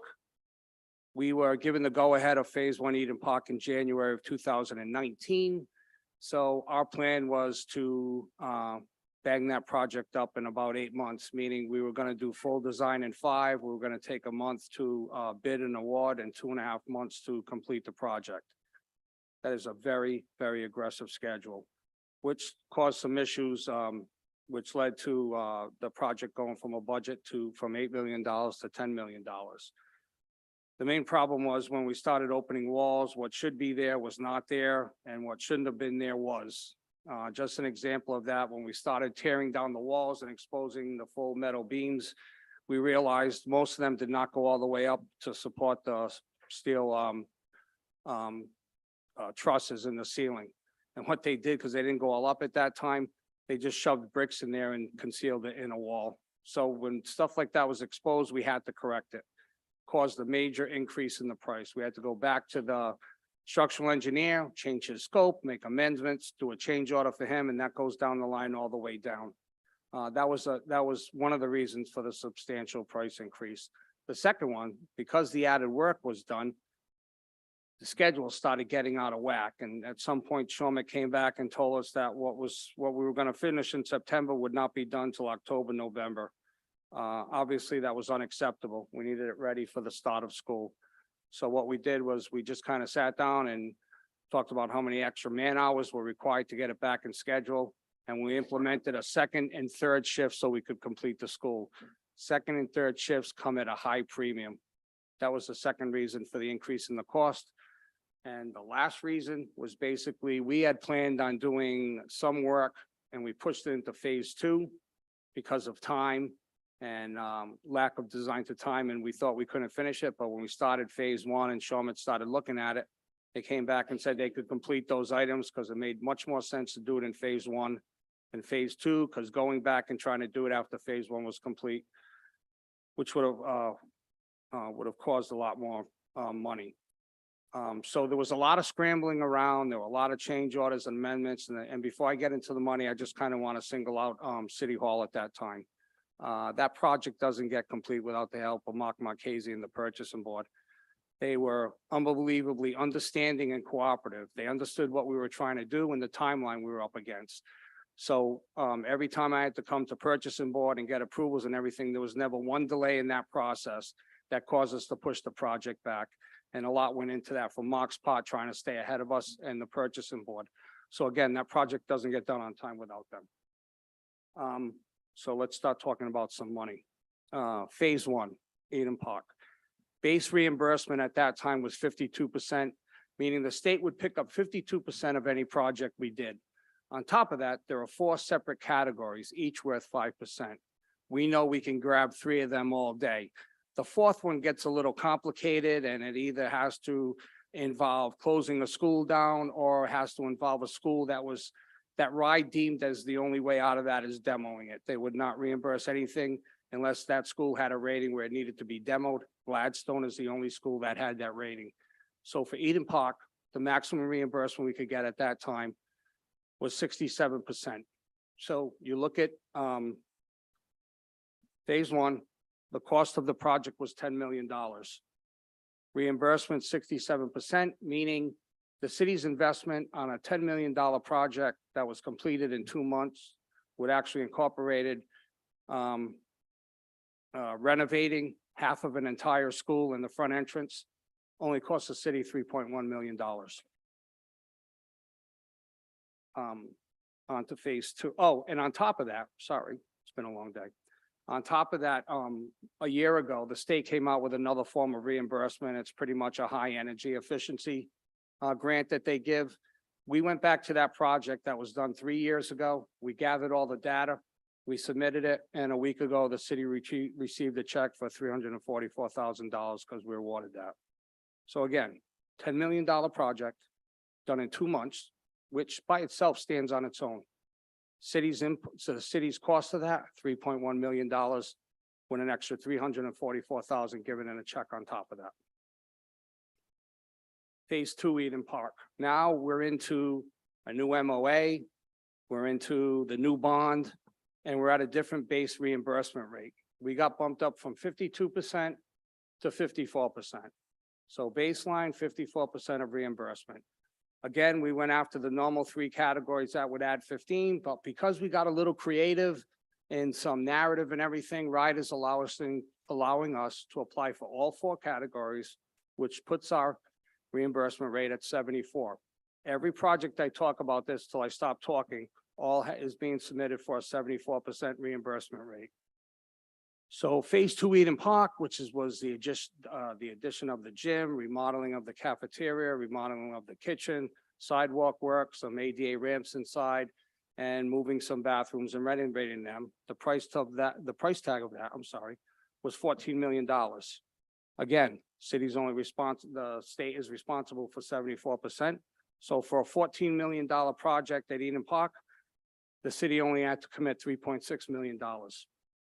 So when you look at Eden Park and everything done to that building right now, when you look at that, city's investment up to this point is under $7 million. Cranston West. Cranston West, we had to go up there and do some renovations. We had to actually replace the entire fire alarm system. We also had to bring a sprinkler into the auditorium and the gym, which was never done before. Along with that, we went and remodeled the front entry to make it safe and secure. And we started the preliminary work of changing the electrical service. So when it came time to add the new heating system, which is in dire need up there, the new electrical service had the capacity to handle that. That project came in at $3.7 million. Cost to the city, $976,000. So we went up, brought that entire campus up to code, and the city paid $976,000 for that. Cranston East roof. We had to put a new roof over the gym foyer, replace some windows, and do some repairs on the inside because of the water damage. The price of that project was $593,000 total in. City of Cranston's input or what they needed to cover, $150,000. So for all the renovations at East that we did in the gym and everything, it only cost the city $154,000. And before I told you about opening up an old building and finding some things that shouldn't be there, well, in Cranston, it happens in the newer buildings too. When we went to go remove the windows and take some brick out, we found that flashing was never installed up there. So we had to go back and install the flashing. So we're building new. When we renovate, we're finding just situations that you wouldn't expect. But that project, again, $154,000. Now we get to the two big ones. Garden City. Garden City's budget came in at $54.6 million. $6 million of that was covered by the ESSA fund from the school department. So now we're down to $48.6 million tag on Garden City. 74% of that means that the city, for the Garden City School, is only paying $12 million. That is the deal of the century. When you drive by that school, just keep telling yourself, or when you get the chance to tour it, and if you want to tour, let me know. Just keep telling yourself, this only cost the city $12 million for that entire school. Last one is Gladstone, which is going to be starting pretty soon. The estimated price tag on Gladstone is 83. We're still, that's the budget target, and we're still working that down. That's going to be difficult to do, but we're very comfortable we can do that. And we're in the process of changing the MOA for that to get RIDE to approve that amount. But once that's done, again, that'll be an $83 million project, and the city will only be responsible to cover $21 million of that project. So if you total up all the projects I just talked about, it's over $160 million. West renovations, East renovations, Eden Park Phase 1, Eden Park Phase 2, and 2 brand new elementary schools. Garden City and Gladstone, the city only had to cover $42 million of that for all those projects I just talked about. So I think we're doing a pretty good job of managing the money. I also think we're doing a pretty good job of making sure on every single project we get the maximum reimbursement possible, even if we have to go back 3 years and apply it to a school that was done in the Eden Park situation. And I think, or I know, we're getting the maximum value out of every dollar that the city spends. So that's kind of where we are. If you have any questions or comments about how you think we're performing, I'd love to hear them. Thank you, Mr. Collins, for that very detailed analysis. I know that you appeared before us before, other members of the school department, and I see this superintendent is here this evening, Finance Director Balducci, and we appreciate it. And while we have had this discussion before, it bears repeating and it bears updating, but we appreciate you taking the time and coming before us and doing that, because I think all of us have experienced a lot of questions with respect to the building, the investment that the city is making, but I still believe it's lost on many, and through no fault, people's lives are busy, but to understand the return on the investment that the city is receiving right out the gate, that this is unprecedented, that we're getting, nearly three quarters back on every dollar. I commend your department for for taking advantage of this, I commend the administration to, I give the kudos that you had mentioned earlier to Director Marchese from Contracts and Purchasing to help expedite it as well, to make sure that you meet the deadline to secure the appropriate requirements so that we can get the funding back to us.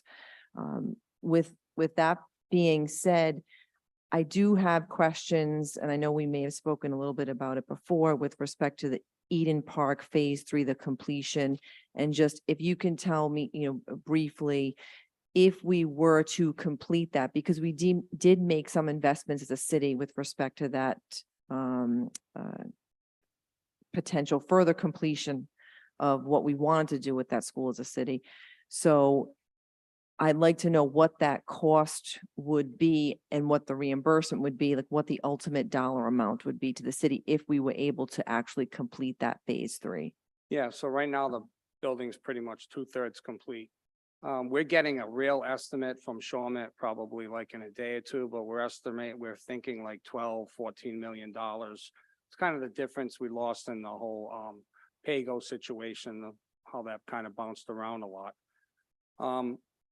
I would say this, I would say maybe we need to change the thought process here and not kind of look at what is the minimum amount of money we need to finish Eden Park, but maybe look at it like this. Right now, we have a window of opportunity in front of us where every dollar we invest, we're getting 74% taken care of.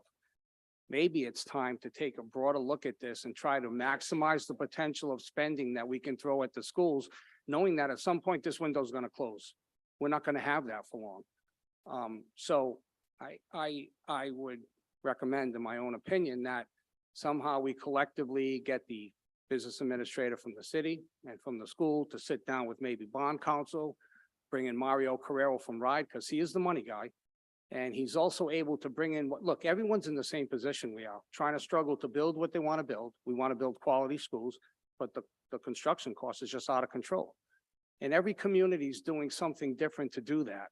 Whether bond premiums, PAYGO, some people are taking bonds that are coming off the book and rolling them back over, and knowing that some of these bonds we're paying 100% on, some we're paying 60%. If we roll them back over, we're only going to pay 25%. So we're lowering the bond deficit and everything. So I'm not the finance person, but I think the city should take a serious look at that. We have a great window of opportunity. As I just went through, we're getting $160 million worth of work for $42 million. That's unreal. 2 brand new elementary schools plus other projects. So we do need to finish Eden Park. We need the money for that. We could also use a little breathing room with Gladstone, but we still have stuff to go. We had to eliminate the projects at Parkview. We never really got the amount of work we needed at West. A lot of schools need boilers, floor repairs. There's a lot of work left to do. So the question is, do we take full advantage of the opportunity now, or do we kind of walk away from that? Basically, Eden Park Phase 3, if it's estimated to be 12 to 14 million, practically speaking, if we get the reimbursement rate, 74% of whatever that is, and you're probably looking at for that wing, the city would probably have to pay another $3 million. That's it, and that's the math off the top of my head. Right. Thank you very much. I don't know if any other, I see Superintendent Nana Massey has some comments first. Thanks. I just want to commend Mr. Collins. I know I'm sorry. My name is Janine Nada Massey, Superintendent for Cranston Public Schools and a Cranston resident. Mr. Collins has been spearheading this project since he started working in Cranston when I began my superintendent tenure. We have a comprehensive plan. None of this was done without a great deal of thought and input from the community, from parents, teachers, and children.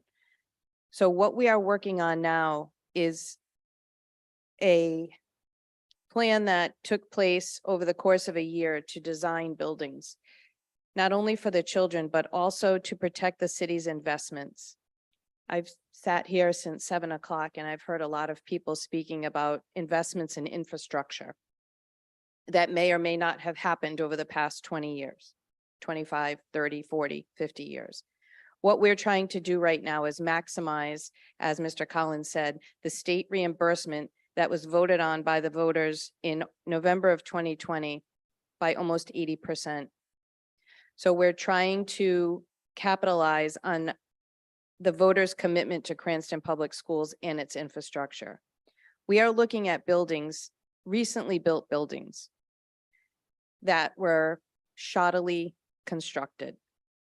So just trying to fix things does not work anymore.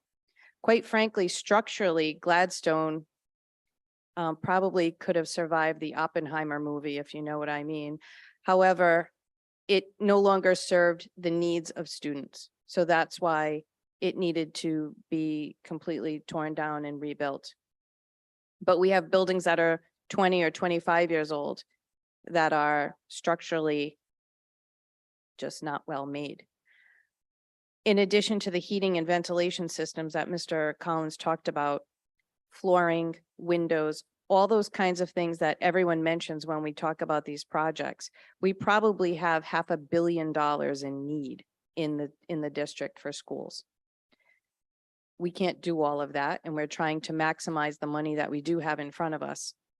So if any of you are able to, please come to Eden Park. I need you to come and look at the building. When you walk into Eden Park, if you go right, you are in the 21st century. Many of you have seen it. I know you've visited. If you go left, you're in 1954. It is a true tale of the future and the past. We need that third phase completed. We have done 2/3 of a building in Eden Park, in the neighborhood that was just discussed for an hour or so. Leaving that primary wing in 1954 does no justice to the teachers and the children and the families who are in that building. So I assure you that we are being as fiscally responsible and, bless you, prudent with the money that we are getting from the state. But we all know that that can't last forever. So any questions, and I think Council President Marino alluded to the fact that a lot of things are discussed without a lot of facts behind it. So we appreciate the opportunity to come here and really clarify for you the facts that are behind all of these projects and not just speculation or assumptions. Thank you. Thank you, and Councilman Ferry. Superintendent, do you mind if I ask you a question? What I'm hearing is that you can get the phase 3 done for $14 million, which would really only cost the city less than $4 million. So, not to sound ignorant, what is the holdup? The bond money was approved. Why aren't we proceeding with this? So as we discussed at the last Finance Committee meeting, the bond that was approved, there's been some rather spirited debate about a $17 million swing in what we call pay-as-you-go money. So when you look at the bond as it was approved by voters, the number there was $147 million. There is also language in that bond that says any kind of a deduction that the state gives you in forms of grants would then come off the top. So again, there have been some legal discussions as to whether or not that number should be 130 million, which is the 147 minus 17. So that $17 million was provided to us as seed money from the state. It's called pay-as-you-go or pay-go money. The idea was that districts, municipalities, when we began these major construction projects throughout the state, and you've all seen how many schools have been built in the state, it was really hard for districts to jump into these projects without some seed money. Yes, you are getting reimbursement, and the reimbursement doesn't just come, in a big check at the end of the year. The reimbursement comes over the course of 20 years. So as the municipality is paying the bond, the reimbursement comes along with it. So these aren't immediate money out and money in. These take some time. So that $17 million swing, I'll refer to it as that. The state provided that money to districts so that they could start projects before the reimbursement comes. Again, there's been some legal discussions back and forth as to whether or not that 17 million should come off the top, or if it was just an advancement on the eventual $147 million pot that we should be working with. So that money that is in question, and again, don't forget, we had the pandemic kind of mixed in there, which did not help things. We just couldn't afford to do everything that the original plan had designed because of COVID and the inflation and the costs in construction. Did I answer your question, or did I tell you how the watch is made and not what time it is? Because I feel like I do that. So you feel you haven't gotten the entire $147 million then? Again, there has been a debate back and forth with the administration and the school department as to whether or not that $17 million was a grant. Quite frankly, the school department doesn't believe it is. The administration believes it is a grant, and then thereby comes off the top, so to speak. And we're unable to complete phase 3 of Eden Park unless that 14 million. So the is available. decision was made when we've met with the city multiple times. We've had many discussions over the course of a year. In order for us to begin Gladstone and to have the appropriate funding, because again, the cost of Gladstone increased from when we first planned this to now, we had to sacrifice one of our projects in order for the money that we did have to go toward Gladstone. Gladstone needs to happen. I don't think anybody can equivocate that that building can house children anymore. So we had to make a very difficult decision, looking at all the projects that we had remaining and how much money we had and where the money for Gladstone would come from.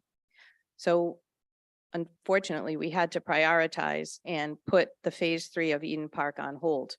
Quite frankly, it's our intention to somehow make that happen.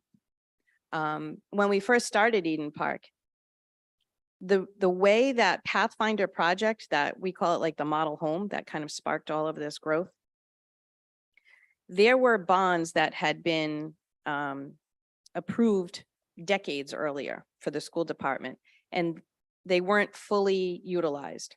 So what we did was, back in 2019, 2018, we looked at all of the remaining authority in bonds that were for school construction. And we kind of culled all of that money together. That's how we afforded phase 1 of Eden Park, because that was essentially done before the 5 major projects started. That kind of kicked off everything. So we are hoping that we can maybe do that now. Look at bonds that are coming off the books that maybe weren't used in full authority, or bonds that are coming, again, the indebtedness that is coming off. Could we again cull together some of the remaining bonding availability to finish the projects? Again, as Mr. Collins stated, we're not finance experts. We've been elbow deep in these school projects since 2018. So I've learned a great deal about how to finance $50 million projects. However, it does require everyone to be on the same page. One last question. Sure. How long is this 74% discount going to be available? They've extended it until 2025. It was supposed to expire, I think, in 2024. Is that right? It was supposed to expire, but because districts faced a lot of difficulties with COVID, the state has extended it to 2025. After that, I can't guarantee anything. So the window will close. Absolutely. Thank you very much. You're welcome. Have one follow-up, then I'll hear from other council members. Is it dovetails into what Councilman Ferry had mentioned and what the superintendent had explained with respect to the pay-go. If you know the answer to this, have some other municipalities viewed the pay-go money in a different light as we have taken. Yes. Some municipalities have viewed the pay-go not as an advance and did not reduce the amount that they were potentially able to bond, correct? Yes.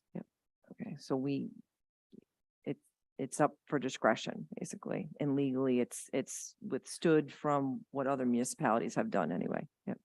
Okay. Some municipalities used it just to reinvest in projects or to maybe do something different or, start different projects, but yes. Okay. All right. Thank you. And I'm sorry, Council, Vice President Vargas, had your hand up? Superintendent, good evening. Thank you for coming here this evening. And thank you to the council president for bringing this up to our attention as well. So the funds that was received by RIDE on the energy dollar amount, was it 344? 344,000. Was that the amount that's going towards, I'm sorry, Garden Streets? Or I mean, It was Garden Eden- City, or is it? It was a retroactive bonus on the Eden Park Phase 1 project because of our energy efficiency. Okay. All right, so that's one question I had, so thank you for that. I saw that press release when it came out. The other part of it was the warranties that we have, the warranty that we have in our school, as we're moving forward in developing or constructing all these new buildings as well. I think I heard one of your staff members just mentioned something along those lines about there was a section under your construction that they forgot about and they had to come right back and reinstall, or there was like a plastic or something that I think you had meant. At Cranston High School East, the new gym foyer, which is almost 20, was built in 1994. It was improperly constructed. So once we started to open that up, we realized there was no flashing. Was that part of that 5-year project that we have on this, where we ended up utilizing some of those funds for that? Yes, It so the roof over it leaked. So we realized there was something wrong with the roof over the new foyer. And once we started opening it up, we saw the For construction. the roofs in the windows, right? Because I think when Yes. you guys came last Yep. time, you said it Yep. was for the roofs in the windows. So that's Yes. all set and being Yes. repaired? Okay, That project is complete. got it. Okay. So the 5-year plan, that started it kicked off really when? In 20? It started with the 20 Jacobs report, if you Report. remember back in 2015, when they went around to every school building in Rhode Island and produced kind of scary reports on not Which- just Cranston, every school in Rhode Island needing construction, reconstruction or improvements to keep them warm, safe and dry. Yeah. We've taken that to a new level. We're constructing new schools that promote modern instruction Mhm. and Yeah. more contemporary construction. Which was used a lot, I would say, when we were, when there was a campaign on the $147 million bond coming before Correct. the voters, right? We've Um, stuck with our plan, as much as possible financially, but that plan was constructed or developed with teams of folks from the community back in 2018-19 to prepare for the 2020 ballot. So in that 5-year plan, Parkview was actually, I think, part of it, was it not? It So is was. that on hold then, anything? Yes. And so. And let me explain why. So before you explain Okay, why, the okay. reason why I'm asking is when I was hearing Parkview being held, Mhm. I definitely gonna let you explain, but if I don't ask that question about Parkview, we know we all hear it. We know it's clear as day, Mhm. west versus east. Mhm. Why are certain Yeah. parts of the city always getting the best, more bang for the bucks there than Mm-hmm. the eastern side? Although I'm really glad that Gladstone is actually, groundbreaking. I apologize, I wasn't there. I was out of state. But if you could explain on the Parkview and where we are on that and where we're going with that. I will. When we initially started our 5-year plan, we were very intentional to make sure every part of the city was touched. And elementary and high school and middle schools were all, everyone was given some kind of consideration because quite frankly, I know what happens when you do one school and not the other. So Parkview was slated to have an elevator and some, is it fire up? A sprinkler system upgrades. But let me take you back a few years, several years. I want to say in the mid-2000s, a bond was issued and approved by the voters, which, by the way, just for the record, every school construction bond that has been on the docket since the 80s has been approved by voters in Cranston. I gotta say, that's exactly what Mayor Trafficani came in Yep. October of 2022 before the Yes. council and mentioned that. And I actually Yeah. have that written down right over here. So you probably, that's still what I was gonna say, but absolutely. Go for it. Which is unprecedented and something this entire city should appreciate. So back in the mid-2000s, a bond was issued for science lab improvements to, at the time, our 3 middle schools, Parkview, Western Hills, and Bain. Then the crash of the what was it, 06, 08 happened. And at that point, the city did not feel as though it was prudent to release the bonds at that time, which again, as a taxpayer, I understand that, right? You don't go out when the economy is so bad that it's not smart. So they held those bonds. By the time that the economy rebounded and it was prudent to release those bonds, the cost of those 3 schools was triple probably what it was when that bond was first released. So at that point, we decided to use that middle school science lab money to improve Parkview. So back in, I want to say 2016, 17, do you remember when that happened? Okay, there, 15, 16. We use that money to improve Parkview. So there are new science labs, new windows at Parkview. Technology. So when it came time to look at our projects now for the 2020-25, quite frankly, Parkview had just experienced upgrades that the other middle schools hadn't benefited by with those other bonds. So we used the bond money back from the, I want to say it was like 08 election or 06, something like that. We used that money, which was eventually released probably almost a decade later to improve Parkview. So Parkview was one of the only schools at that point who had experienced a significant upgrade in its facilities. So when it came time for this, we had to kind of look and say, all right, well, Parkview just had a bit of a science lab and window facelift. So when we're looking at schools that needed something, that one was put on hold as well. Does that make sense? It definitely does. And I wanted to make sure that was actually on the record, not to put you on the spot, but I know that I would possibly get asked. And Yeah. so it's great to kind of just make sure we're all on the same page and everyone understands it. So given the fact that 5-year kind of started with that report back in 2015, fast forward to where we are, $147 million bond pass, we're now, have one side of the wing, you said, that's been updated to 21st century, meaning Eden Park, breaking grounds on Gladstones. We have, the whole Garden City, school. And then we have, I believe, Gladstone coming into the Chester Barrows area, back into the school to use, I would Swing assume, space. as a swing space.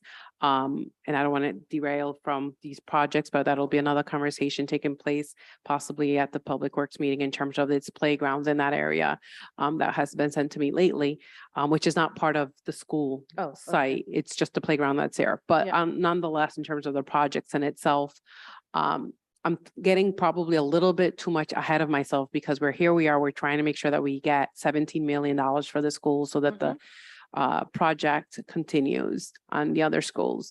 Can you educate me, and for those watching or those here, what is the process then? After do we finish all our schools first before we go back again and then reassess and then do another 5-year plan? So if I ever get a call from parents from Rhodes Elementary or the school committee member, Keith Catone, gets a call from the constituents there, whether it's Edgewood, Rhodes, not so much Chester Barrows, but you just answered Parkview. When can we tell them particularly, when will that school be the focus once again? And I know there's been conversations about community schools and merging and all that stuff, but I don't want to go down that railroad right now. But what could I tell them? if you ask me, I'm ready to start another 5-year master plan. I know the city probably doesn't want to hear that right now, but we know that and I mean this sincerely, every school can use upgrades. You mentioned Edgewood Highland. I just want to say that Edgewood Highland also had a completely new, yes, the HVAC system, and that was done through the infrastructure bank. I believe it was $2 million when when Treasurer Magaziner was treasurer. That came to us at that point, and that building was upgraded. So it's one of the few schools that has not necessarily air conditioning, but it's an air handling system. So we use that in the summer. I am very, very intentional, and so is my team. When we discuss projects, we want to make sure there is equity in, everyone gets a bite at the apple. It's really hard because there are just some buildings that are in dire need of immediate and acute improvements. But we really try to spread the wealth, because I personally don't want any neighborhood or any school or any community to feel as though they're ignored. And sometimes people just forget that in the past 10 years, different schools have had some upgrades, that were available. But we are working with RIDE, and I just want to say that previously we were not the darling of RIDE. Under different administrators, under different directors, we were kind of put on a watch list for schools that ignored facilities needs. In the past 8 years, I'm starting my 9th year here with Mr. Collins, we have worked really, really hard to become exemplars for the state. And I think we are. And I can tell you that Mr. Collins brings people from all over the state and all over the country to see Eden Park and what we did. That was no accident. We had to work really hard to be intentional and to spend money wisely, and to do it with companies that we know will produce quality work. We're suffering right now because, he's talking about Eden Park, where half of an infrastructure was there when we took down buildings. When we opened up Cranston High School East, and we see that pieces of a drainage system are missing. And that happens in a lot of our schools. I'm sure somewhere along the line, somebody was bragging about the fact that a project came in under budget. Well, that's probably why, because big pieces that should have been in place weren't. But quite frankly, it's easy to kick the can down the road and figure it's somebody's problem, in 1994, that'll be someone's problem in 2023. So here we are trying to fix all those problems that were kicked down the road. We're trying not to do that. We want to build buildings that in 50 years still stand the test of time. I don't know if anything built nowadays can stand for 50 years, but I'd like to think so. And we're trying to make sure that what we build now is quality construction. Could it be done cheaper? Could it be done less grand, if you will, less fancy? Sure. But what good is that? Then we're just rebuilding the same thing we've had for 50 years without any thought to how students learn and what they will be facing in the work world when they leave us. So for those of us who are educators and we're looking at it saying, okay, if we're educating children who will eventually go to college and work at places like Google or Blue Cross or any company in the 21st century, we want those children to be prepared. So we're trying to intentionally use taxpayer money, not only efficiently, but also to benefit children moving into the 21st century work world. No, I appreciate it. Thank you so much, Superintendent, you, Ed, and Mr. Balducci as well. I know you're stretching out, making that 5 cents, 10 cents, dollars. If anyone can do it, Joe Balducci So I can, and appreciate- so can Ed. So I really appreciate it, Yeah. and it's really good to also hear the fact that we're being more so looked at as models in schools throughout the country and everywhere else. So what I'm hearing at the end of the day right now or this evening is there's $17 million that's in need. I just want to, I'm gonna be upfront. There's $17 million that the school needs in order to continue the work of the school of Yeah. Eden, right? The 5-year project. Of at the least. 5-year project. Yeah. Then You've we'll had talk that about the next conversation with 5 the years. administration that $17 million is needed. They're saying you're getting it as a grant. Correct. Is the administration not giving you the $17 million?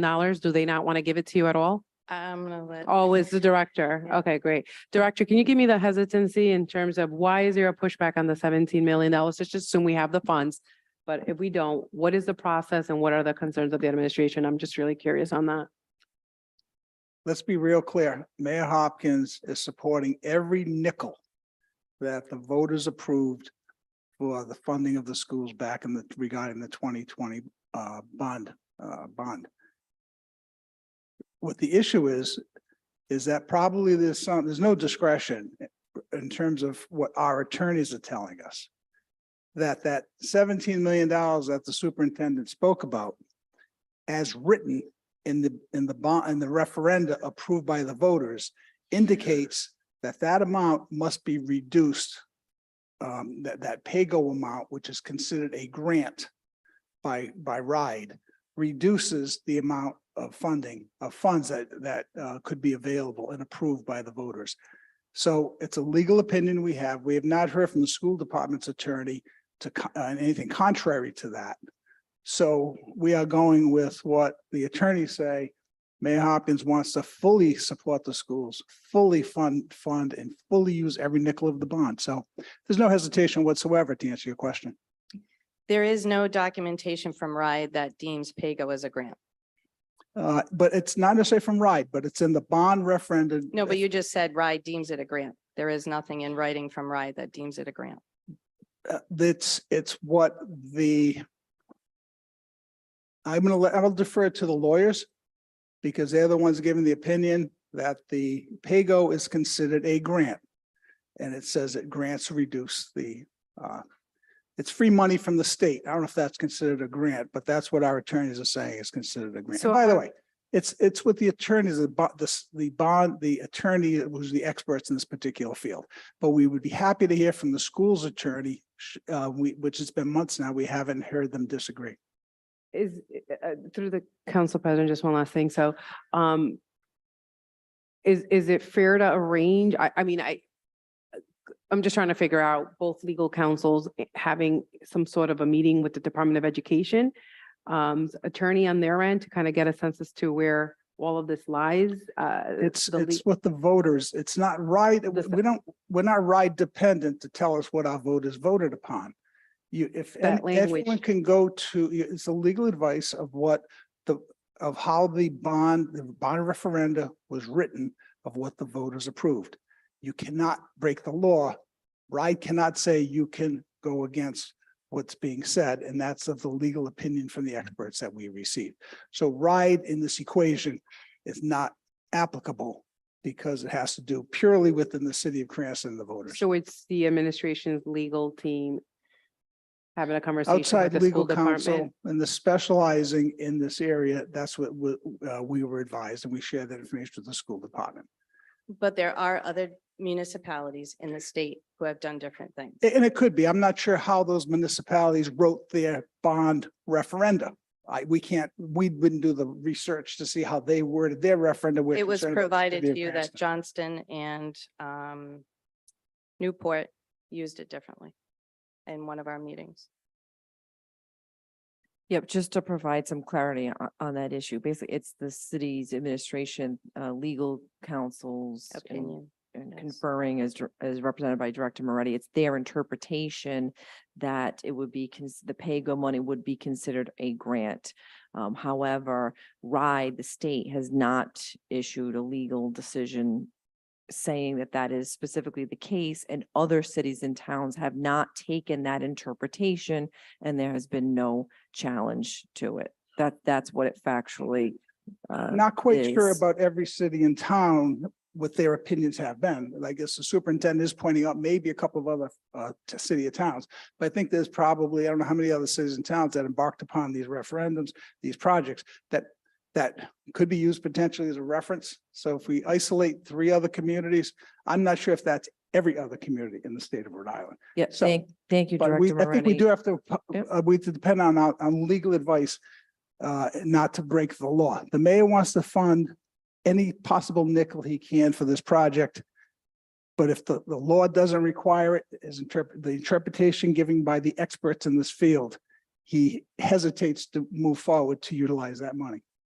Thank you, Director Moretti, but for clarity's sake, I never said it was all other municipalities. I said some. So again, I'll reiterate what I said before, which is that the city, through its legal counsel, has taken the interpretation that the pay-go money is deemed as a grant. RIDE has not legally made that determination, and there are some other municipalities that have not, that have taken the interpretation that it could be used in addition, that it's not necessarily an upfront grant. Okay, and I'm sorry, the superintendent, did you have anything else you wanted to say? No, I think. No, okay. Councilwoman Renzulli.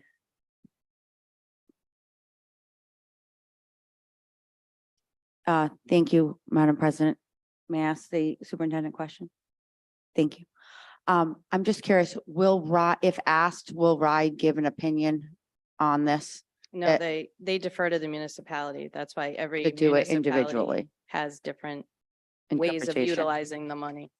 Okay, all right, thank you. Councilman Donegan.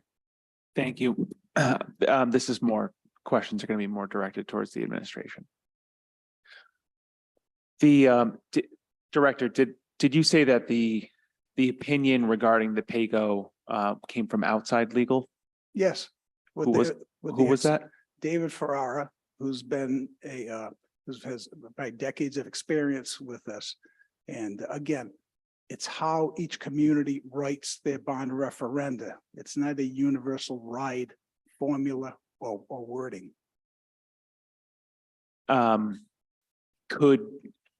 any written opinion by legal counsel been distributed to the school department? And if so, was that something that could be distributed to the city council for review?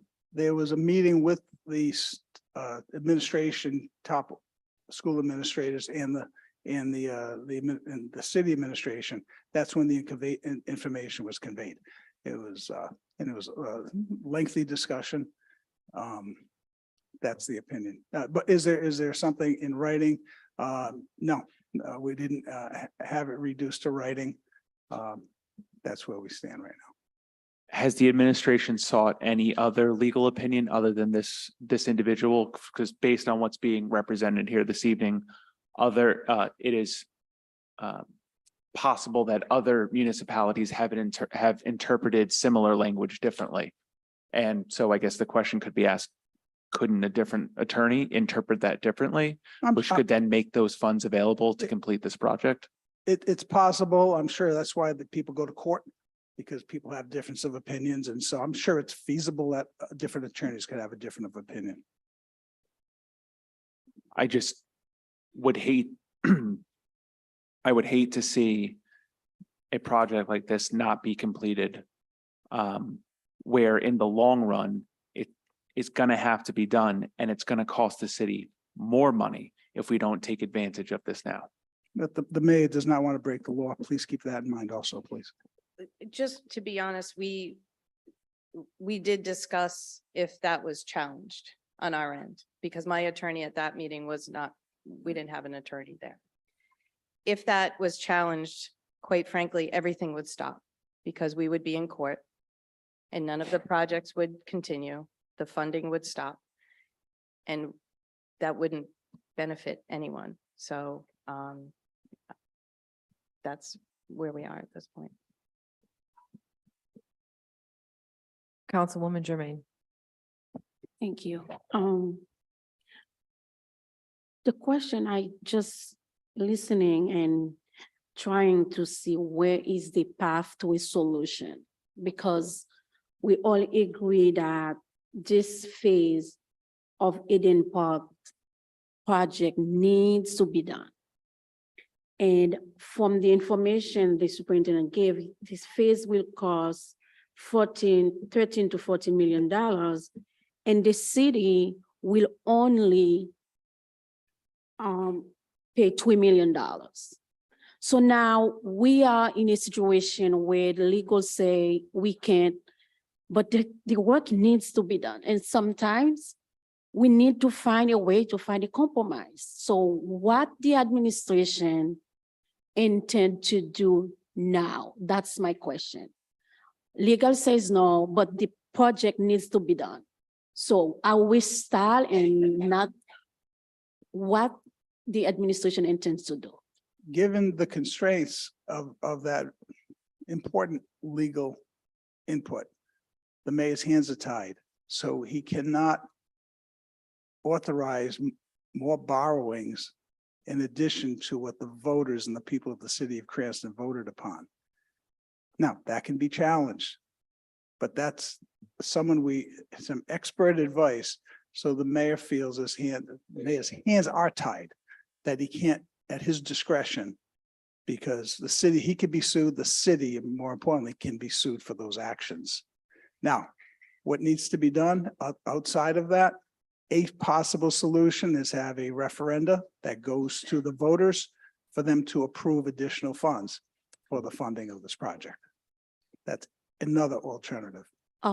As it was mentioned that there were some other municipality that took other measure based on the same language. Do they have the same language we have here, and they discuss it in different ways? Can we follow a precedent, or we just stop with only one opinion? It's the wording and what you went to the ballot box and said yes or no to, that received approval by the voters. It's abiding by what was written for the Cranston uniquely developed bond referendum. That doesn't mean it's the same language that was done in other communities that may have had that flexibility where that monies, those PAYGO monies, could have been used. So it's difficult to say because XYZ town or city is using PAYGO, their referenda, their authorization by their voters or taxpayers may have allowed for that. But that's not what this attorney sees in the city of Cranston. They consider PAYGO, which is basically a cash advance grant that does not have to be paid back to the state, as a grant. That's the layman's interpretation of this, of what this is. It's saying that the referenda is saying that the amount the city can assume a liability for would be reduced by grants. And that's considered by this attorney as a grant, this PAYGO cash advance amount to be used.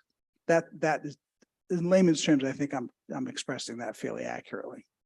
So from what you said is, for that phase to be completed, we need to wait another election to put a referendum to be voted.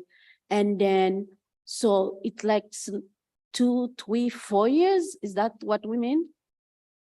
There could be a special election or there's an election coming up in 2024.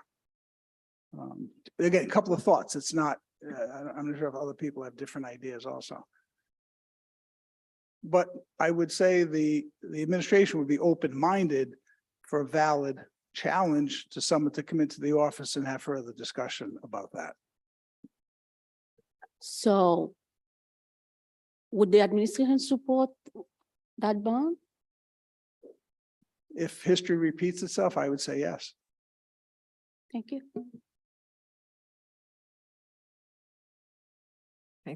Thank you. And I do want to point out to the notion of having like it be another bond referendum for the voters. The opportunity that we currently have to get the reimbursement will expire by that time. So that $12 to $14 million will cost $12 to $14 million, as opposed to if we availed ourselves of a potential opportunity at this time, it would only cost us $3 and change million. So, all right. For the record too, I apologize. Councilman Poplauskas arrived quite some time ago now by this point, but all right, thanks. Last for my communications this evening is the status on hiring of the municipal court clerk. The current municipal, the former municipal court clerk has left and that position is vacant. I know the administration was looking at filling that position and working towards that. While the council appoints the municipal court clerk, it's historically, from what I understand, speaking with the administration, been a combination role where it's also a union position. So we as a council are somewhat restricted in our ability to appoint someone to that position unless the union requirements have been met. So I've had some discussions with the administration, but I'm overdue for an update, which is why I put it on this evening.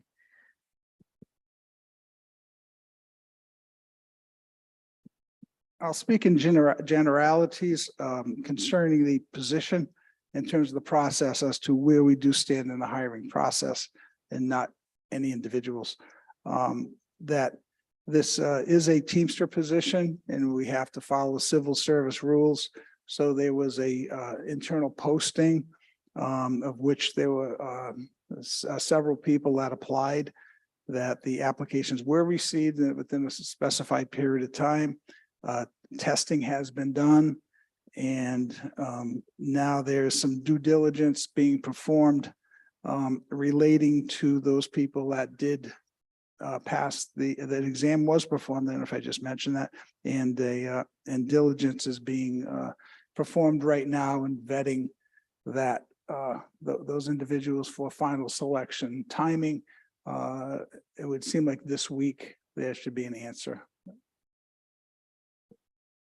Thank you. And Director Moretti, if you could send maybe an email, update me when that decision has been made so that we can appropriately do the appointment as well. Yep. Any council members have any discussion on this? Okay. That's it for my agenda items. Next, we have council member communications. First up is Councilman Donegan. Floor is yours. Thank you, Council President. The first item, exploration of liability policy for the city. This is something that has been on the Finance Committee docket numerous times. I spoke with Director Zadelis earlier this afternoon, and sticking with that, we're going to continue this to the Finance Committee docket in August. And then secondly, we have the update on the comprehensive plan, which was briefly discussed earlier. I've already sent that additional email to Director Pizzullo. So I will share that with the clerk to distribute to the council as soon as we have a response. Thank you, Councilman Donegan. Next is Council Vice President Vargas. Thank you. The items that I have on here, Council President, is pretty much a comprehensive plan, which I received already some information from the director, and the other part is that I'm meeting with him on Friday, so I should be relatively okay. I'll put this back on the agenda if so needed and ask the administration in terms of that account that we had discussed during budget season. Unless anybody has any questions concerning that right now. All right, seeing none. Move on to my next item that I have on here, which is the to the administration, just looking again for a update on the hiring of the position in terms of the one that we had as a council during this past budget season set aside for a position within. It seems like there's 2 employees of the planning department that are no longer with us and have left. We have clearly the comprehensive plan and a couple of other projects. As we all know, planning is, also one of the many backbones that the city has. What's the status on hiring someone and hiring to fill the other 2 positions and the one that we've budgeted as well for? Yeah, the existing open positions of the folks that Director Perillo had taken to Coventry on the process of being filled. We have an acceptance from the senior planner, if I have the right terminology, Doug's former position, and that person should be starting very soon. I don't have the exact date. Planning department's recruiting that other position that's a bit junior to that position as we speak. as to and relative to the, I'll say incremental position that I believe, if I recall, that's budgeted for January 1. There hasn't been any movement on that at this time. They're focusing on that, concentrating on the filling those two positions first. And it seems to be a sufficient time going forward. So the position was funded was budgeted to start for as of January. If that is the case, would you start posting this position in October, roughly, at all? Traditionally, we leave it to the director to initiate that with discussions, in this case with Mr. Pizzullo. Certainly has his hands full at the moment.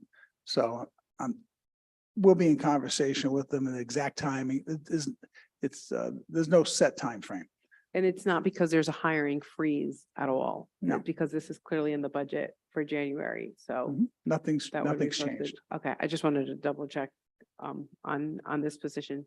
So we can kind of follow back with the director, or I'll follow back with the director as we get closer towards fall, in hopes to possibly post this. Yeah, actually, he could, potentially could be recruiting now, but if you have a recruit, it might be difficult to keep them hanging. Right. If you have a candidate you want to hone in on, so it's a hiring process. Okay, just getting us, all right, I'm good for the evening. Thank you.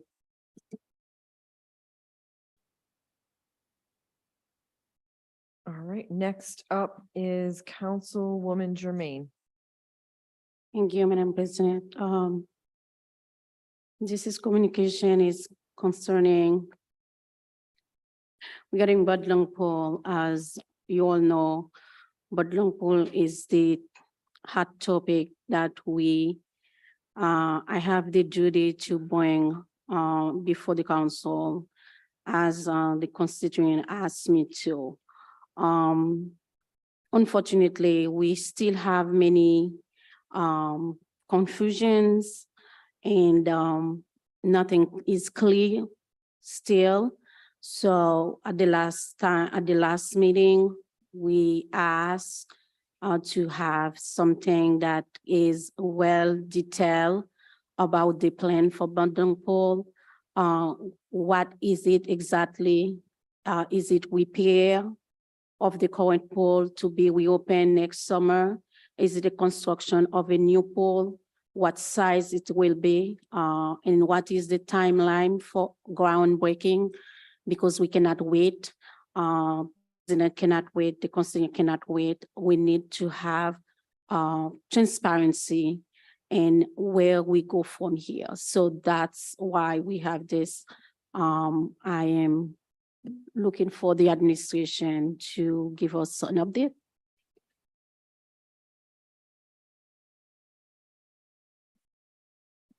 Today was an interesting day, and actually was a very good day in the city of Cranston, where the residents have voiced their concerns over the past good number of months. Let's at least say that. And certainly it came to a crescendo today, which was great. In fact, I was there listening to every word, applauding them for their efforts. And I was standing there and realized there's really not much of a difference between what everybody spoke about tonight and where the administration is and where the council, in our opinion. We all agree that we want a pool, and we all agree that we want it as soon as possible. And that's the most critical thing. It's the most fundamental thing to what everyone is expressing. So government is working, as I said, in the city of Cranston. To give you an update, some people's going to consider this good news. Some people will consider this news they don't want to hear. But the update is this, that I have a sort of a prepared statement, because there is some detail to answer many of your questions and to answer preempt some questions that you may have. The public and as well as this council, that you might recall, has asked for a qualified engineering firm. I believe it was the last council meeting where that specific request was given to the administration to have a qualified engineering firm perform an assessment of the viability of repairing the existing pool. In that respect, I am pleased to report that the mayor had a well-qualified firm perform such work. The assessment has been done, the facts are in, and the pool is reported to be in disrepair. And attempting to repair the pool is not recommended by the engineering firm. Since the mayor last addressed the public formally at the end of March, his administration has been working diligently to undertake the modernization of the Budlong Pool Complex. While some advocate for quick fixes, the mayor's taking we consider the responsible long view of what the future of this recreation facility should look like and how it could best serve the population of pool users. As the mayor has consistently said, the current pool condition is beyond any more quick fixes and would be wasting taxpayers' money to do anything less than a new, safe, modern, handicapped accessible pool and bathhouse facility. The current 80-plus-year-old pool is unsafe for our residents in violation of many building, accessibility, and health codes. In short, the existing pool is in realistic disrepair. The mayor has a responsibility to bring the pool complex into the 21st century. Technology and new designs have just outpaced existing pool possibilities. Yes, some have cherished memories of another time at the Budlong pool. We can envision the next generation of users cherish an updated facility. The mayor has been working with local architects and engineers. Sakosha and Associates is developing plans for a new and safer facility. Mark Sakosha brought a well-respected pool specialist to work on this project. Mr. Sakosha's firm has worked as architects for the prior 2 renovations of the Budlong pool. The mayor has also met several times with Mr. Mark Mariano of the engineering firm Weston and Sampson. Both of these well-qualified professionals have inspected the existing pool and bathhouse and has reported the following, which confirms that the existing pool cannot and should not be repaired. It is just not the way to go. It needs to be noted that Mr. Mariano and his company, Weston and Sampson, has served the pool design and engineering industry that has a national portfolio of products. His on-site examination was eye-opening to him that led to a professional and expert conclusion that the future of the pool must go beyond Band-Aid repairs. Here's what's critical. His findings regarding the existing pool include failure of the pool liner requiring 50 to 20 gallons per minute to keep the pool filled. Inability to hold water prohibits the ability to maintain a disinfectant residual. Dilution of required sanitizers will create an unhealthy and unsafe environment. Pool piping, pumps, and filtration are undersized. Existing piping cannot take proper flow and exceeds velocities set by the health department code. The filter does not have the proper square footage to properly filter water. Pool filtration backwash discharges into a neighboring stream and not into a sanitary sewer system as required by health department code. Pool drain covers and bodies need to be replaced per federal requirements. The pool deck and interface have deviations that are in violation of the American Disability Accessibility Act and also serve as trip and abrasion hazards. The pool does not have ADA accessible points mandated by federal law.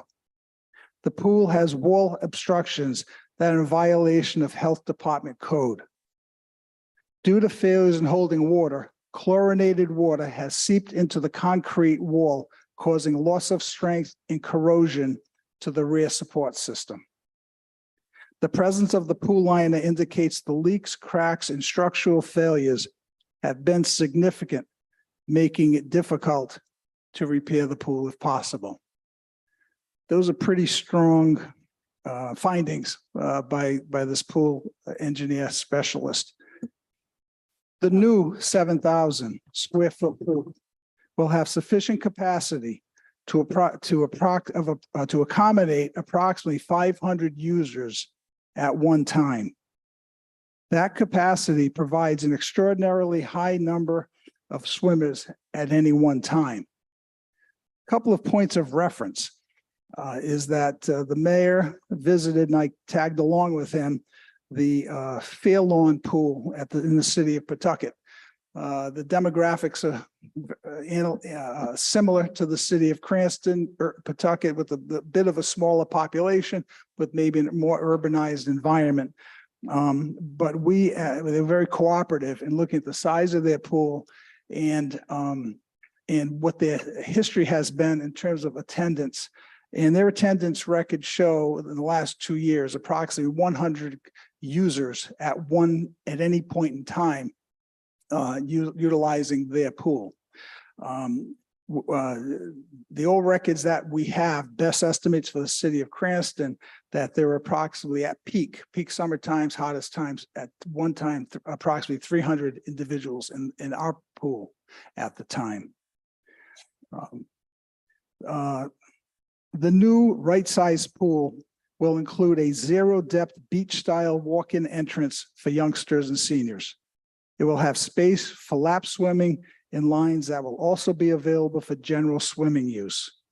The pool design will have features like spray hoses, simulated waves, and a covered area that will keep some portion of the pool in the shade. Our kids and the residents of Cranston deserve such a pool. I think you would agree. We will also design and seek bids for a 2,000 square foot, and I emphasize, optional splash pad to be considered based on available funding. That comes at no additional cost when you're designing this. It will be there as a placeholder should the council, along with the mayor, wish to proceed based on affordability. In fact, the engineer quite simply told us that is the way to go. Pools are more going out, splash pad accommodations, they can accommodate so many hundreds and hundreds more participants. And if there's a waiting line to get in the pool by some chance, they have something to use and entertain themselves. We want to be able to throw out that option. We would call it, if we ever went out to bid, to do that as an adult, not necessary in the bid, but you can also get a quotation on that should we wish to proceed. The existing bathhouse will be renovated to provide a new modern facility with ADA accessibility. In the coming weeks, we will arrange a meeting with our consultants for a public discussion of the existing pool conditions and future design plans once a more comprehensive plan is developed. What I'm doing with you is sharing I'll say the verbal report and notes provided by the engineer. It takes time to document that, but we want it to be forthcoming as soon as we got this evaluation conveyed to us from the engineer. So we don't have a document to hand you, but this information was directly conveyed by the engineer to be followed up in a much more formal document. Excuse me, no one can speak in the public, only council members. Sorry. Thank you. Excuse me, okay.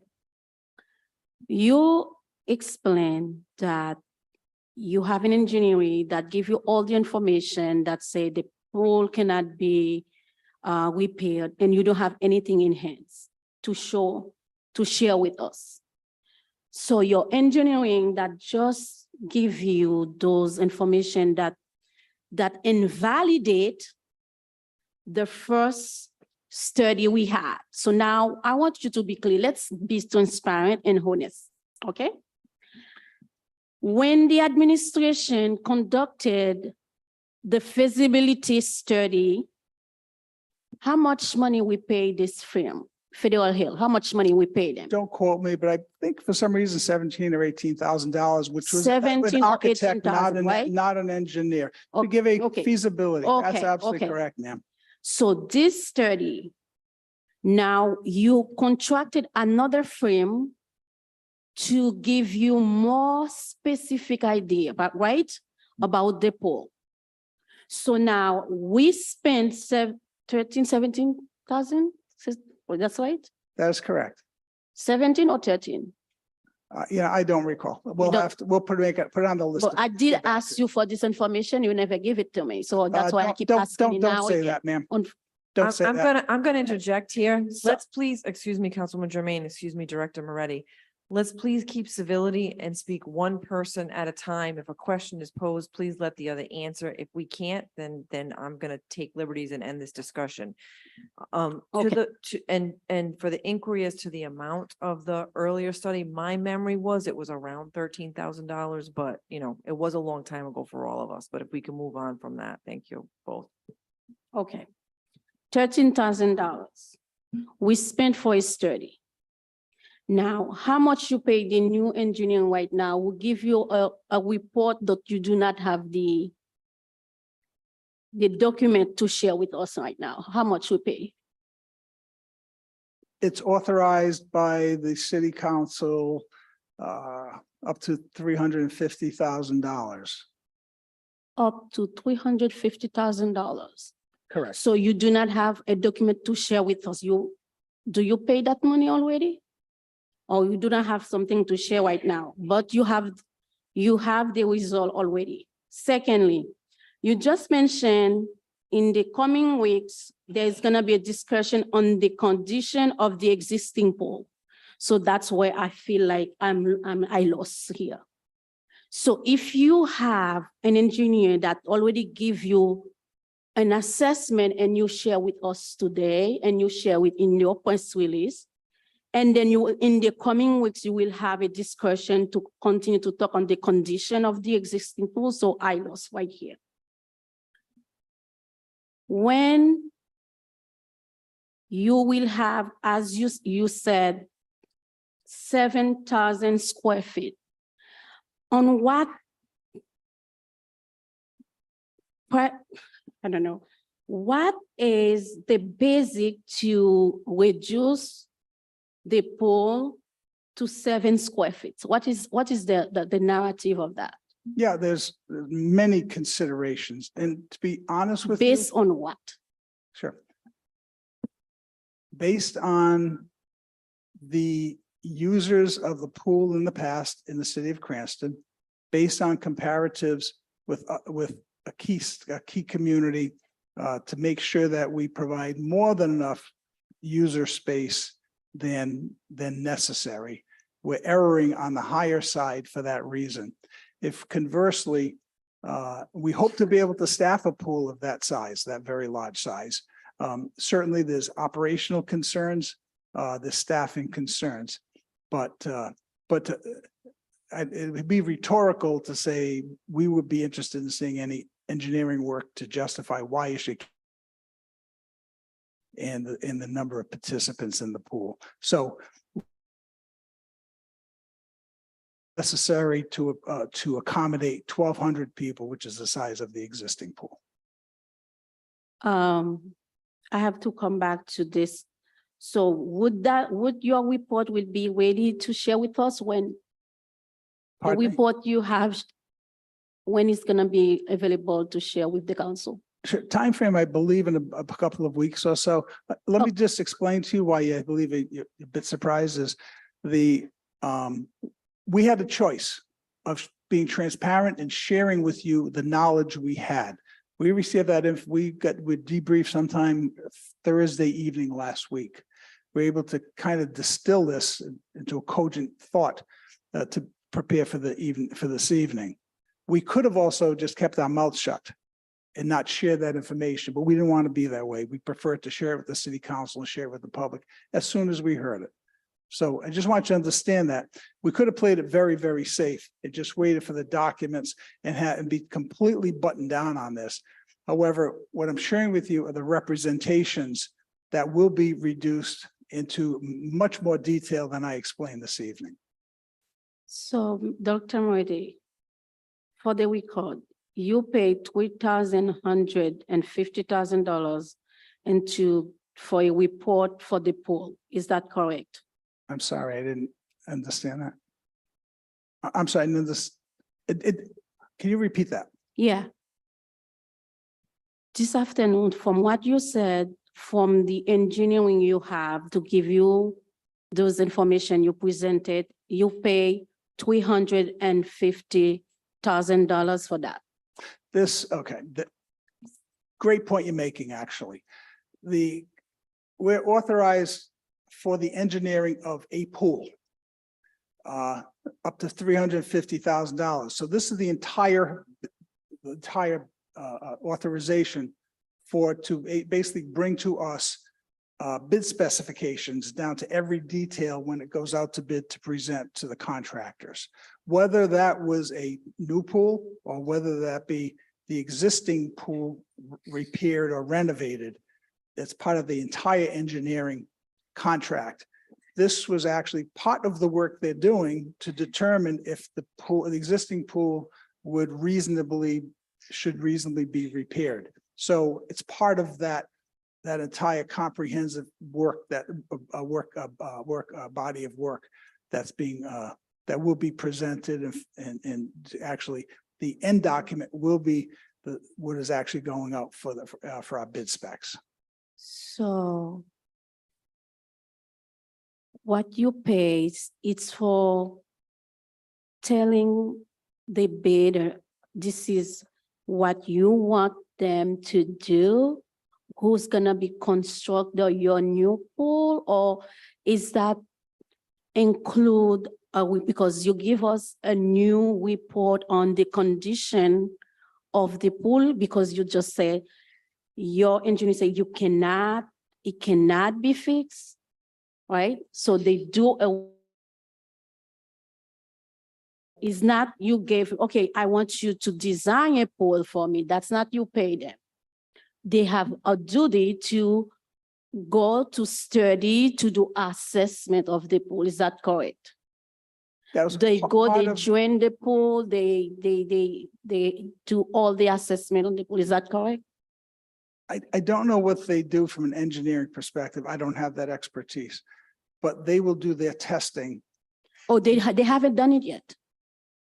They have done the testing in order to draw their conclusion. Yes, they have. Okay, so what you just tell us is not part of the study report, right? I'm not sure if I understand the I'm question. going to interject here for a minute. From what I understood this evening is that the administration had some discussions with a different engineering company as to the current situation with the pool. And it was only conversations, but not a written report. Is that correct, Director Moretti? It was a verbal report to be followed up in a written report. And what was told to us tonight for the first time, that those representations based on the conversation with the experts is different than the initial feasibility study that we were produced with some years back from that Federal Hill Group. Is that correct, Director Moretti? That pretty much, I'd say accurate, but realize what the Federal Hill Group report, which you really bought, it was not to this level. Correct. It was not, it was not a detailed analysis. These are different experts. Now they're looking at it. And so from what I've heard tonight, then, is that there's going to be a written report with a detailed analysis that will be provided to the administration. Do you know when you expect to receive that report? Because I would imagine in having that discussion, they would have told you when to expect it. Yeah, they estimated about a 2-week period of time. Okay. I would suggest, for the benefit of everyone, the public, council, and the administration, that when that report is revealed to the administration, that you reach out to the council. I'd be more than happy to schedule a workshop of some kind so that we are all apprised at the same time of what those findings are and can have a discussion. I think the last thing we need is for us as council members to hear about it for the first time, because there's a press conference called by the mayor and we're seeing it on the news, and then we're getting calls from constituents. For us to all be on the same page and make sure that we all have an equal understanding of what the assessment is and what the plan is, I think that some type of workshop with that information would be beneficial. Do you agree, Director Moretti? Yeah, as I mentioned, my last statement actually did say that we will arrange a meeting with our consultants for a public discussion of the existing pool, and we'll figure out the appropriate forum. Okay, and when you say a public discussion, again, would that be including the council, or is the desire to just have a press? The mayor conference? it would be, I believe, more of a town hall type thing. The mayor would probably call, say there will be a public town hall type meeting. Will the council be advised of that? Oh, sure. In advance? Sure. Okay. Sure, all right. That's what I just want to make sure we're all functioning as one unit together. That's all we're asking for. And I don't think that's a big ask. So I just want to, on the record this evening, that on behalf of the council, I am asking as the council president that we have an actual joint session with the mayor and the administration so that we can present to the public what the findings are, again, what the assessment is and what the plans are going forward. Fair enough? The mayor will be having a public discussion, and certainly the council will be invited, correct? Okay. All right. What I also have too, if you'd like, is the bio of the particular PE who's working on this project, along with a design that is recommended. And in the interest of time, something to be considered, the directive we received from the council is get a pool, move it, get it done by next year. With that interest, if we have to wait weeks for back and forth, we will never see a pool done. So this is what is going to be moving forward. In the best interest of, the mayor feels the best interest of everybody. Otherwise, if we procrastinate and have a process, we will do that.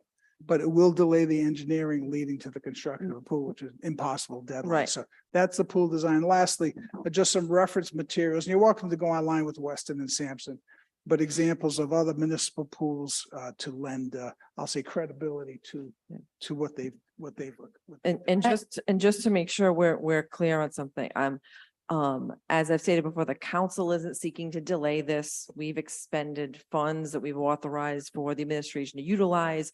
And just so we're clear, and I'm sure you, or at least hope you'd agree with me, Director Moretti, you mentioned yourself that the mayor was already going to have a public session. So all we're saying is, let's do that jointly, because it does meet that ultimate goal of moving this along as quickly as possible. Yes, in fact, part of why I was a little careful in my phrasing is we'll have to talk to the attorneys, but rather than, if we get the results, we know we have them, we'd like to call a public session. I believe the mayor doesn't have to call a meeting of the council, but a public forum of which everyone can attend. We could talk to the lawyers, but to do that in the most expeditious way possible. If it's most expeditious to do the formal council process, that could be considered, but whatever most expeditious and legal way in terms of public announcement would probably be the best interest of moving this thing along. I think we've waited 3 years and we can call a meeting as long as we've got, 48 hours notice. So I don't think that's going to be an issue. And we put it in the communication as we have it in the communication, you come and give us this workshop, or we doing all as the council presidents, they have a special meeting to doing that. Councilmember communications and committee are always welcome, so you can do that with Public Works as well. Yep, in addition, but hopefully we'll have a date perhaps before then. We'll see. I have one more question, Go ahead. Dr. Moretti. After you said in 2 weeks, you will have a written report. What is the next step after that? Well, sharing that, the logic, reasoning, rationale, justification for that opinion. May I also point out, and I always say this, anything can be done with time and money. Somehow or another, I bet that pool can be done, but with any practicality or reasonable cost, or a pool that's going to function for the next generation might be a different story. So we believe in that possibility. Anything is, they've done greater things on earth. So I'm sure they can technically do it, but just to be as a reality check to what's affordable to the taxpayers and practical, that's what is being conveyed to us. Councilwoman Renzulli and then Councilman Ferry.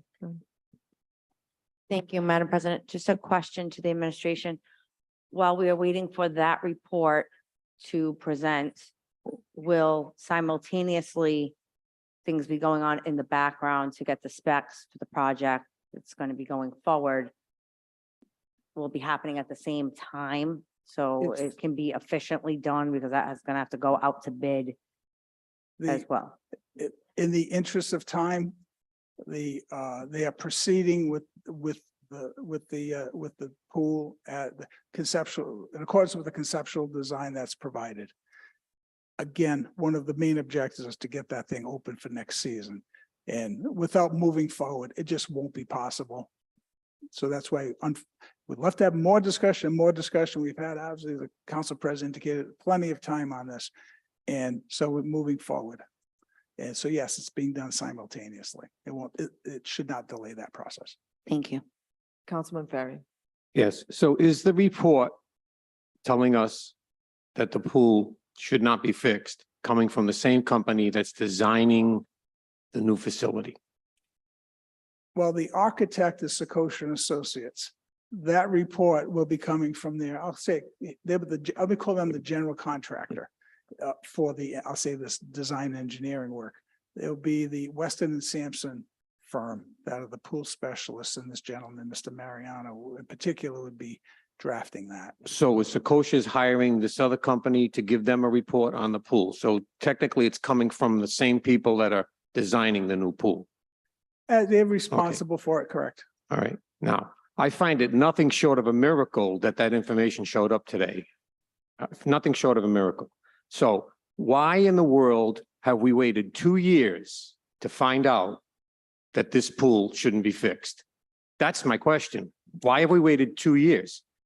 2 years ago, you told us it could be fixed at a certain price, and then it could be better at another price, and then it was going to be a $7 million project. And so for 2 years, we waited to find out that the pool couldn't be fixed. Why would you think, wouldn't you think that maybe we're a little doubtful sitting here that that information is correct? And 2 years ago, you told us that the Federal Hill Group said the pool could be fixed. And as far as council president wanting to be part of this town meeting or whatever it is you're going to do, I'm a little skeptical of you wanting us to be there, because when you did the original press conference on the pool, not one of us was invited. And you stood there saying, we're going to do this pool, we're going to have these plans, you had everybody there, all the news was there, and the council wasn't involved in that. So why sit here and want to believe that we're going to be part of the next phase of you deciding what's going to happen, or the report that you're going to give us? So we have some tendency to doubt some of the things that you say when you're standing up there, because it's true.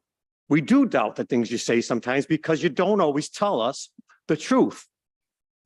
That's that, and I know you're thinking I'm picking on you right now. I'm trying to be mean, but the bottom line is, you tell us you spend $13,000 on a report. You tell us the report's good. Then you tell us the report's no good. Then you have a news conference that we don't get invited to, and then you're going to tell us you're going to invite us to a news conference. So I think I have the right to doubt some of the things you say, and I still believe that it's nothing short of a miracle that that report showed up today when 2,000 people were trying to tell you to listen to them. I'm done. Thank you. Okay, let me answer you some of your questions. I can answer some of your questions. In terms of I'll say your 2-year process, I think we should all look back, and don't worry, there'll be plenty of blame to go around if that's what you're looking for in terms of if you're inferring it's because of the mayor. I think there's a lot of discussion, so much to do with what it would take a long time to go back to all the meetings, all the discussions of this process to get here. So I think kind of we're all part of those discussions. I don't think anyone wasn't part of it. In terms of how you feel and how you think, I can't control that. All I know is we've been up front. And if we're sitting in that office and if there's different council people that go on camera criticizing the mayor or criticizing the administration, it does not build trust. So if you feel that you don't trust that, I think the feelings are mutual, sir.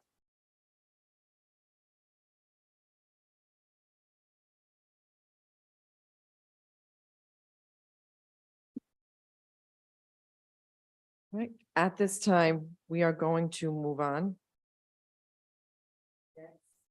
On the agenda is from Councilwoman Renzulli. Thank you, Madam President. I just wanted to see if there was any kind of updates about the Learn 365 RI program that I do know we as a municipality have signed on to.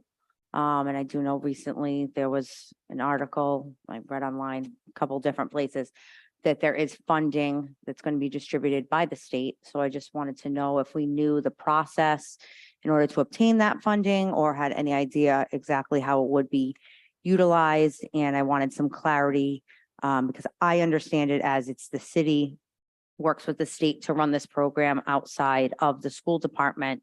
And I was just looking to get some information regarding that. Thank you. The city did sign on to that program.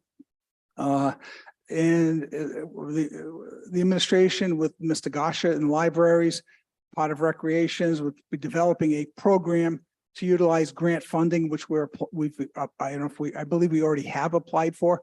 So we are certainly participating in trying to involve the Parks and Rec along with the libraries. Mention it to the schools. I'm not so sure that they're very receptive to this.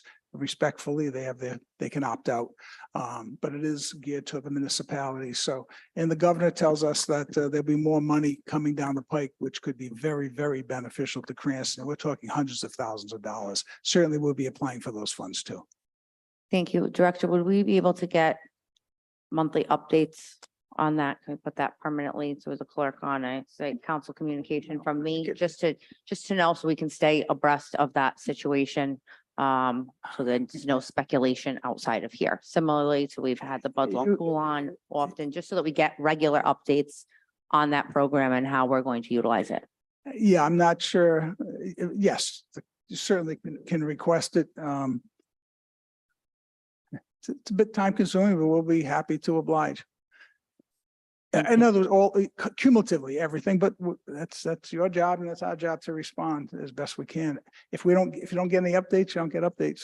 Yeah, it doesn't, Yeah. I don't need a detailed report. I'm just curious about if we've applied for X amount of funding, we're gonna know about this time when it's coming. Yeah, Simple, the bigger picture of this program, because I think that it's, a program I'm reading about in the paper and on the news and constituents are asking, and eventually when people don't get answers, they get upset and draw their own conclusions and make assumptions. And I just want to try and be proactive and avoid that because it sounds like it could be a really good program and be really good for the city. And I want to hear good things about the city because I think we're doing good things. I think sometimes they get kind of clouded in the background with other noise. So I just want that to The be answer forward. is yes, and glad to keep it topical. And I think I may have been mistaken. I think there may be millions of dollars coming down the road, not hundreds of thousands of dollars coming. Yeah, I down think the it was road. $81 million is available to my recollection. Thank you, Director.